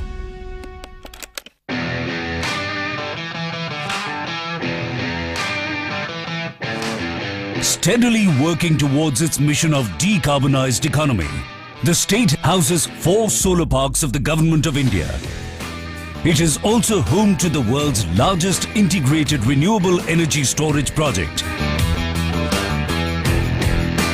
Implementing the future of mobility, vehicles to grid philosophy, 80,000 acres of land has been identified for solar, wind and solar wind hybrid projects. What we see today would stand out for the future of this country. In fact, what Andhra Pradesh today is showcasing will be the triggering point for this entire country to follow in the days to come, when the usage of fossil fuels would take a backseat and renewable energy would take a front row seat.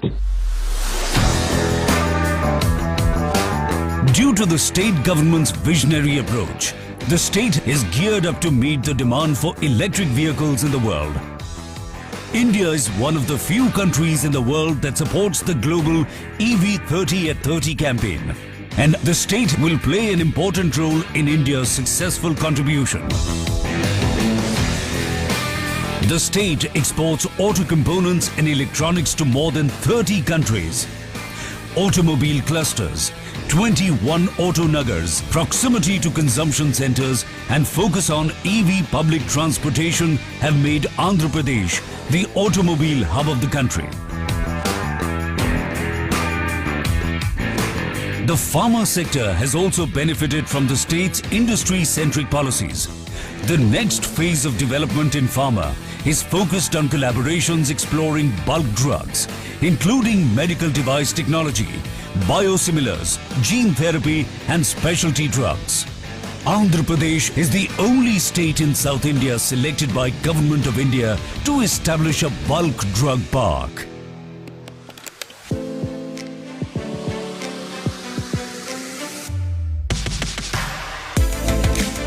Andhra Pradesh's excellence in the electronics and IT sector is well known. The state has emerged as one of the fastest growing global manufacturing hotspots. With its strong ESDM ecosystem across the value chain, it accounts for 10% of national electronic production. It has the distinction of being the only state in India with 4 dedicated electronics manufacturing clusters. More than 3.5 million mobile phones are manufactured here every month. 60% of the state's population is associated with agriculture and agribusiness. The state ranks first in terms of the total value of trade on the national agricultural market. It is the largest producer of shrimps in India.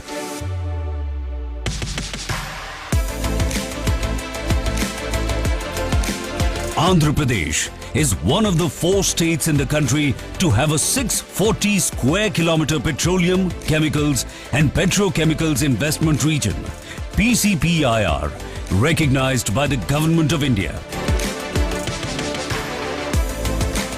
The state is committed to becoming the chosen investment destination in India in aerospace and defense manufacturing. Andhra Pradesh is working on creating a transformational and affordable model for healthcare in the state. Andhra Pradesh MedTech Zone has the distinction of being India's first manufacturing hub for medical devices.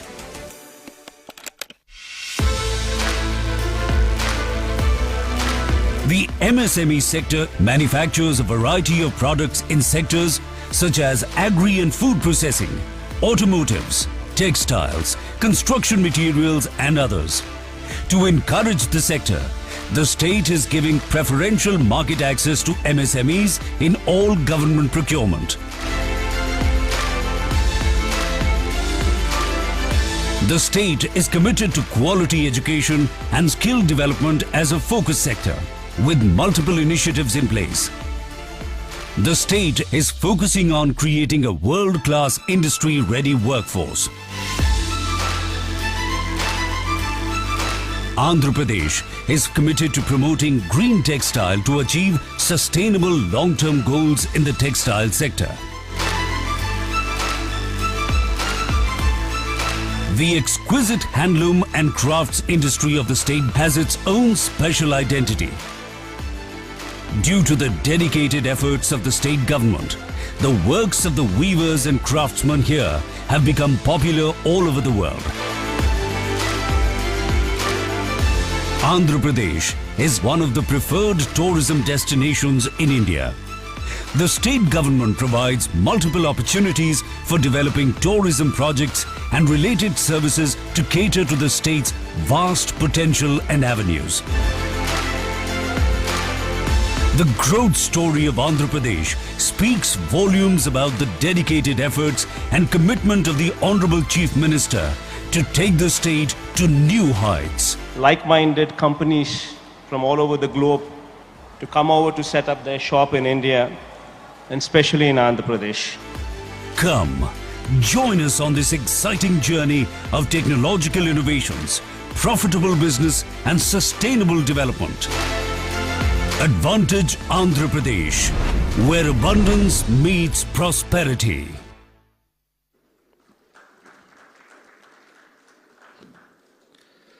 Well, that brings us to the most important leg of today's event here at Chennai. To sum up all of this and to share the perspective from the authority, let us all join together and welcome the Honorable Minister for Finance and Planning, Commercial Taxes, Legislative Affairs, Skill Development and Training, Government of Andhra Pradesh, Shri Buggana Rajendranath Garu, to give his keynote address. Welcome, sir.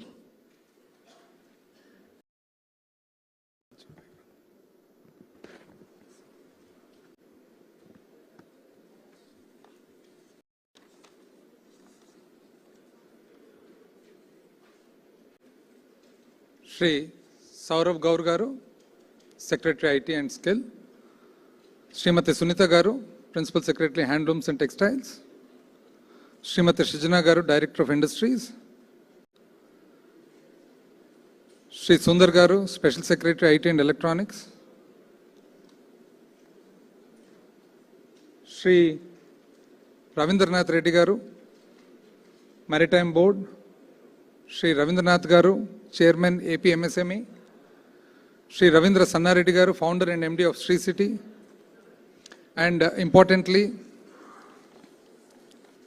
Sri Swaminathan Aishnavar Garu, industry leaders from Tamil Nadu, media friends, అందరికి కూడా నా హృదయపూర్వక నమస్కారం vanakkam. There's nothing like hearing an entrepreneur speak on stage. This we witnessed in a roadshow in Bangalore. The MD of APIS Industrial Infrastructure Corporation, Mr. Govind Reddy, the other day in Bangalore, he gave his experience of how he started his career in a small garment manufacturing unit, earning about 50 rupees a month, to right now where he employs about 5,000 people, a former MLA, a former MLC, and presently the MD of APISC. Similarly, now in today's meeting, we just heard Sri Ravi Sanna Reddy. His experience, how he started, he gave us a very articulate description of the area that surrounds Chennai, the geography, the history, the background. In fact, Chennai always becomes very nostalgic. I was coming from the airport to the venue, then I passed by Anna University and Alagappa College of Technology. My grandfather did his BSc honors in mathematics from Anna University. My father himself did his engineering from Alagappa College of Technology. My mother studied here in SIT, and prior to that, Sharda Vidyalaya. I myself did my PUC from Madras Christian College, Higher Secondary School, Harrington Road, Chetpat. So the reason I'm telling you this is, the 20-30 years that we keep coming to Chennai, especially people from the present Andhra Pradesh, that is Srikakulam onwards. Hyderabad was part of Nizam state, and their connect to Chennai was not as much as the present Andhra Pradesh's connect to Chennai. For the longest of time, until I think Andhra University was established in Vizag, anybody who had to pursue higher education in the present state of Andhra Pradesh had to come to Chennai. We all were connected by rail. Rayalaseema, our area was connected by the Bombay-Chennai track, and the coastal area all along the track was connected by the Calcutta-Chennai track.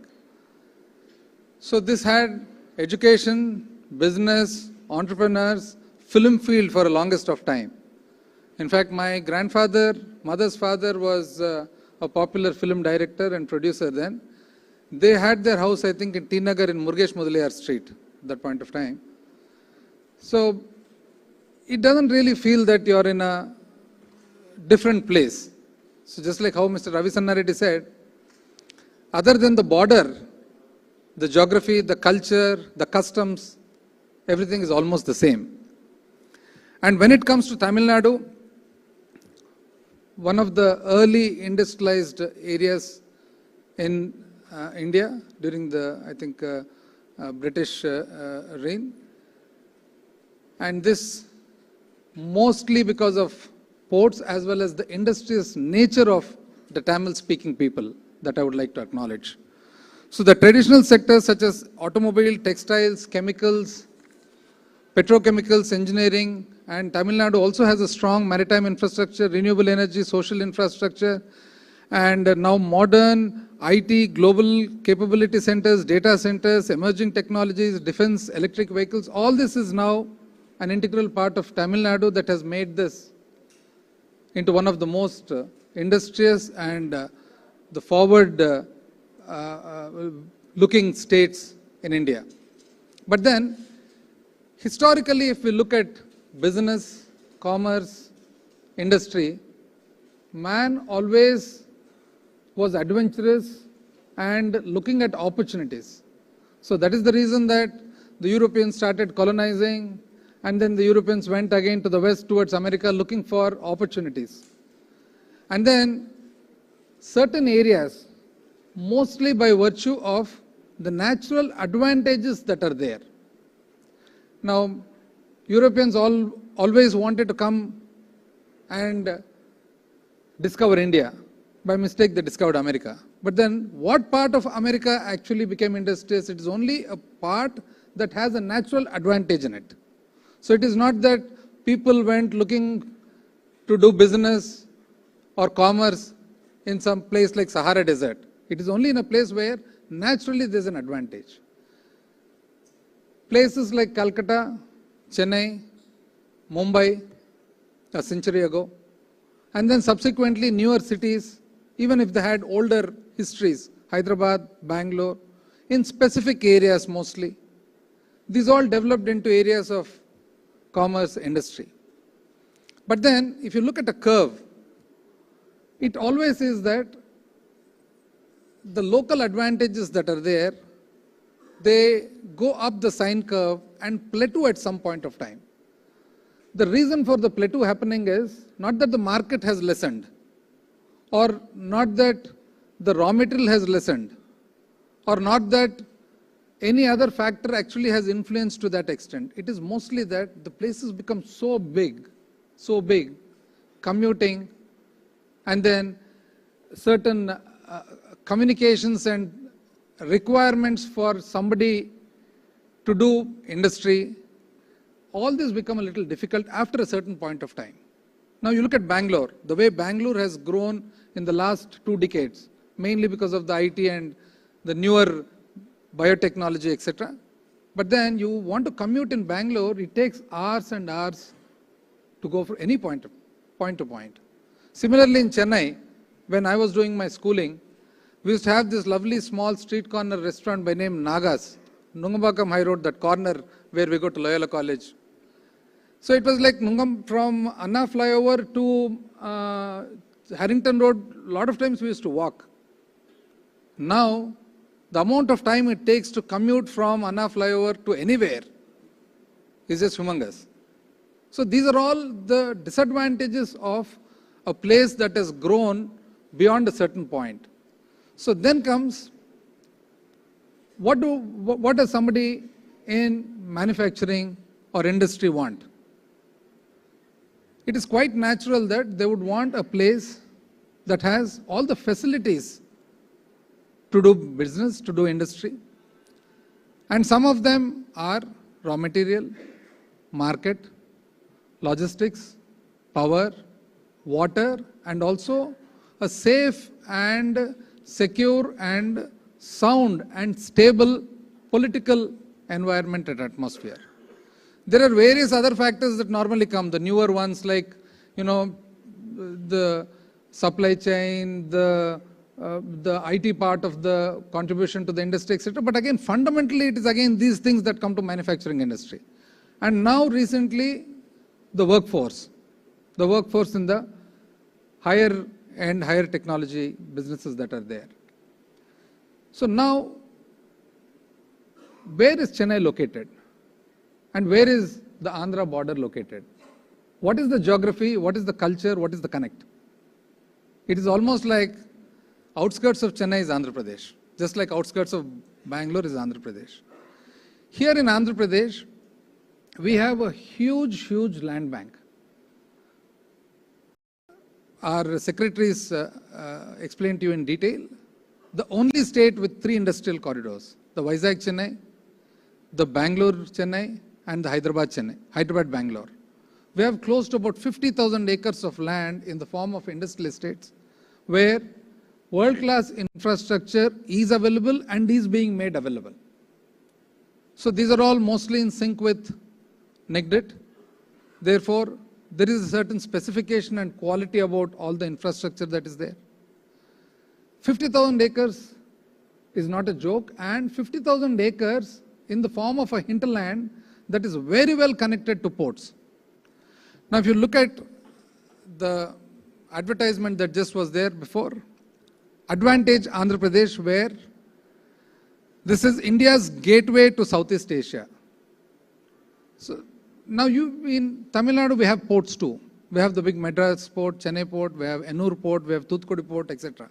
But again, as I said, beyond the point, the logistics to the hinterland, the dredging that is there, the traffic that is there, the amount of cargo that is being handled, there always comes a point in the sine curve where it plateaus. Now there, just a few kilometers away, not thousands of kilometers, just a few kilometers away, you have a whole big set of ports again all along the Andhra coast, which was just explained to you in detail, starting with Krishnapatnam all the way up to Visakhapatnam. And new ports also being developed right now. So these are all the advantages that any manufacturing industry would want. And when it comes to the IT part, the service part, etc., our Honorable Chief Minister recently has announced, and he has also invited everybody to come to Vizag, the next destination. On the East Coast, after Calcutta and Chennai, the big city, Vizag. Vizag being a city that again is at an automatic advantage, the reason being the cosmopolitan nature that is inherent with Vizag. We have the RINL, the Rashtriya Ispat Nigam, this Vizag Steels. Then we have the Eastern Naval Command headquartered there. Then we have the Hindustan Shipyard. Then we have the petrochemical complex. And we have various other industries that are there for quite some time, for decades, that has made Vizag itself truly cosmopolitan in nature. There are few cities in the world and in the country where an outsider goes and doesn't feel that you're new to the place. Just like how you don't feel new in Delhi, you don't feel new in Bangalore, you don't feel new in Vizag too. Because Vizag itself is a city that is inhabited not by the original Vizagites, but people from all over the state and all over the country. So there's a huge potential for the IT industry, for the various new generation service industries, where the youngsters of today would want a good social life, would want good social infrastructure. So Vizag is a very beautiful destination for anybody who want to do business of that nature. So here you have the manufacturing industry, you have the ports, and you have the newer generation businesses. And when you look at the recent record of Andhra Pradesh, ease of doing business, Andhra Pradesh has stood for 3 consecutive years first. That is testimony to what exactly is being provided by the government to industry. Then the large infrastructure projects that are there, which are helped by the industrial corridors that are available. Andhra Pradesh is growing amongst the fastest growing states, shown by the GSDP growth of 11.4%, which stands as first in the country. A new world-class airport in the form of Bhogapuram that is being constructed now in Vizag with an investment of close to about 2,500 crores in the first phase. And then 6 operational airports. You have Vizag, you have Rajahmundry, you have Vijayawada, you have Kadapa, you have Tirupati, you have Kurnool. And the ports that are there, Ramayapatnam, Machilipatnam, Bhavanapadu, Kakinada, and the new ones that are under construction. Then the 5 multimodal logistic parks that we have, Anantapur is one, Visakhapatnam is one, Koparthi is one, Kakinada is one, and Vijayawada is one.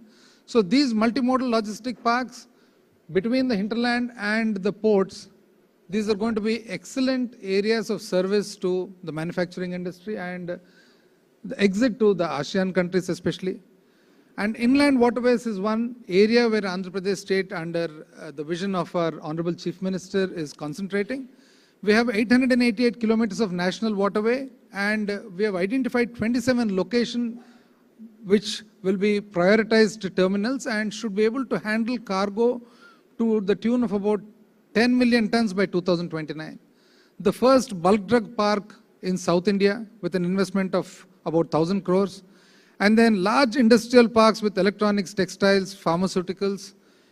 When it comes to certain sectors that are there, certain sectors that have been shown right now are only a few of the focused sectors. There are various opportunities in abundance, but certain ones that are prioritized and focused upon. Aerospace and defense is one, where we have Bharat Electronics already functioning and many other big, huge companies. And the base for the aerospace and defense actually is the Sriharikota Satish Dhawan Center that we have. Then agri and food processing, which again was just now explained. I would like to repeat once again, Andhra ranks first in production of oil palm, papaya, lime, coconut, cocoa, tomatoes and chili for the fiscal year 2021-22. And then marine exports, Andhra Pradesh stands first. Fish, shrimp, Andhra Pradesh stands first. Second in paddy, maize, mango, sweet orange, cashew, turmeric. Fourth in milk and meat. And then I think first in poultry. Exports for agri-food processing registered a growth of about 5.95% amongst the biggest in the country last year. And food parks in Krishna, Guntur, Nellore and Chittur. In view of this environment that is there, we have multinational companies like Kellogg, PepsiCo, Mondelez, etc. already functioning. And then automobiles and electric vehicles is one other sector that has been identified and prioritized. We have Kia and a host of, you look at the area around Kia, it's almost like a small Korea out there. And then we have Kia, we have Isuzu, then we have Bharat Forge, Brakes India, Apollo, Ashok Leyland. Similarly, electronics and IT, which was explained in detail by our secretary. We have manufacturing capacity right now being done to the tune of about 1 cell phone every second. We have Foxconn, TCL, Wingtech, Dixon, and then we also have air conditioning giants like Daikin, etc. working over there. Healthcare and medical equipment, we've been amongst the pioneers over there. The MedTech zone in Vizag, which is amongst the best and the pioneer in the country. We have various hospitals, and as you know, the home of the first corporate hospital structure, Apollo. Then we have industrial logistics infrastructure, which again has been a focus sector, petroleum, petrochemicals, and then we have pharmaceutical and life sciences, where almost all the big giants in this country are located right now in Andhra. Mylan Pharmaceuticals, Biocon, Lupin, Hetero, Laurus, Divi's, Aurobindo, GSK, Dr. Reddy's. You name the big company, it is already established and doing extremely well because of the ecosystem and the environment that is present. Renewable energy again, amongst the biggest in the country. We already have about 9 gigawatts of renewable power and a scope for 38 gigawatts in solar and 44 gigawatts in wind. And we have amongst the biggest pump storage project, not in the country, but in the world, in my native district of Kurnool. This is being done by Greenco. And textiles and apparels again was one sector which traditionally has been very strong because not only the cotton, silk, etc., it's also the handlooms as well as the newer generation textiles, which again was explained in detail by our secretary. Tourism and hospitality, abundant scope for tourism and hospitality. And the state of Andhra Pradesh, 8th largest in the country with a 70% population of working age. 70% of the population of working age, and where skilling is being done in a very focused way to suit and meet the requirement of the industry. We have about 176 skill hubs, one for every constituency that has been established. And this skill hub is basically going to make the labor just about perfect for manufacturing industry. And we have a cascading system where right on top of the skill hub in a pyramid, the bottom is the skill hub with 176 institutes. On top of that is the skill college, where we have specific skilling of a higher order, again done to meet the requirement of the industry. For example, in Visakhapatnam, we have a center of excellence in marine and shipping, because shipbuilding and ship maintenance is one of the niche areas that Andhra Pradesh can proudly boast of. And then in Anakapalli, we have close to Vizag, we have a center of excellence in MSME and industrial automation. And then in Nellore, we have an Indian Institute of Tourism and Travel. This again is a center of excellence. In Kurnool, we have a health understanding with Apollo MedSkills. Tirupati and Sri City, we have electronic sector center of excellence with the support and participation of the founder Sri Ravisanna Reddy. Anantapur, again, we have solar technologies. So every prioritized, focused area, we have established a center of excellence. That center of excellence being established in that particular area to meet the requirement of that particular industry.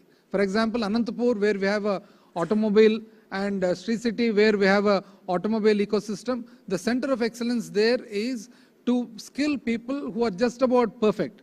And as explained before, one good nature of the Telugu diaspora, whenever and wherever they have settled abroad, they've always mixed and mingled with the rest of the local public, just like sugar and milk. And same is the way that they have accepted and invited people from other areas to come to Andhra Pradesh. With particular reference to Tamil Nadu, I don't think there is any invitation required, because this almost was one at some point of time, and it always has been geographically, culturally and custom-wise one area. Therefore, there's nothing new for anybody, any industrialist from here to come and feel right across the border, which is a few kilometers away. Once again, all the people who have attended this meet today, I thank everybody and invite you all to the summit, Global Investor Summit on 3rd and 4th of March in Vizag, a wonderful city. There, companies can learn about Andhra Pradesh, the advantages, and witness the progress being made, engage with us and discuss and potential opportunities.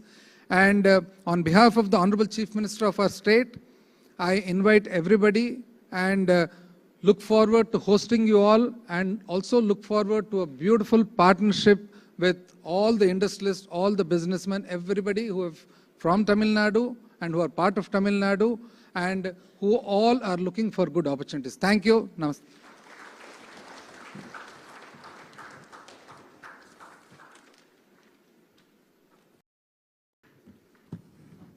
Thank you very much, sir. We would also like to recognize and welcome the friends from media and press. The house is now open for interaction and questions. We have ushers towards the both ends of the hall with the mics. If in case you have certain questions to ask, please raise your hand and we will direct them to you. Yeah, please.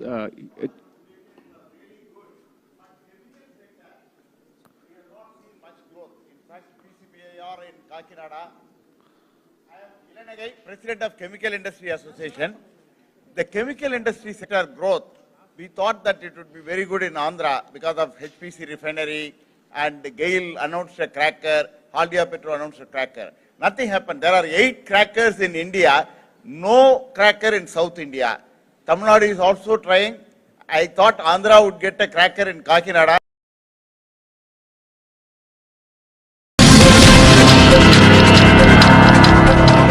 नमस्ते योगी जी, प्रणाम।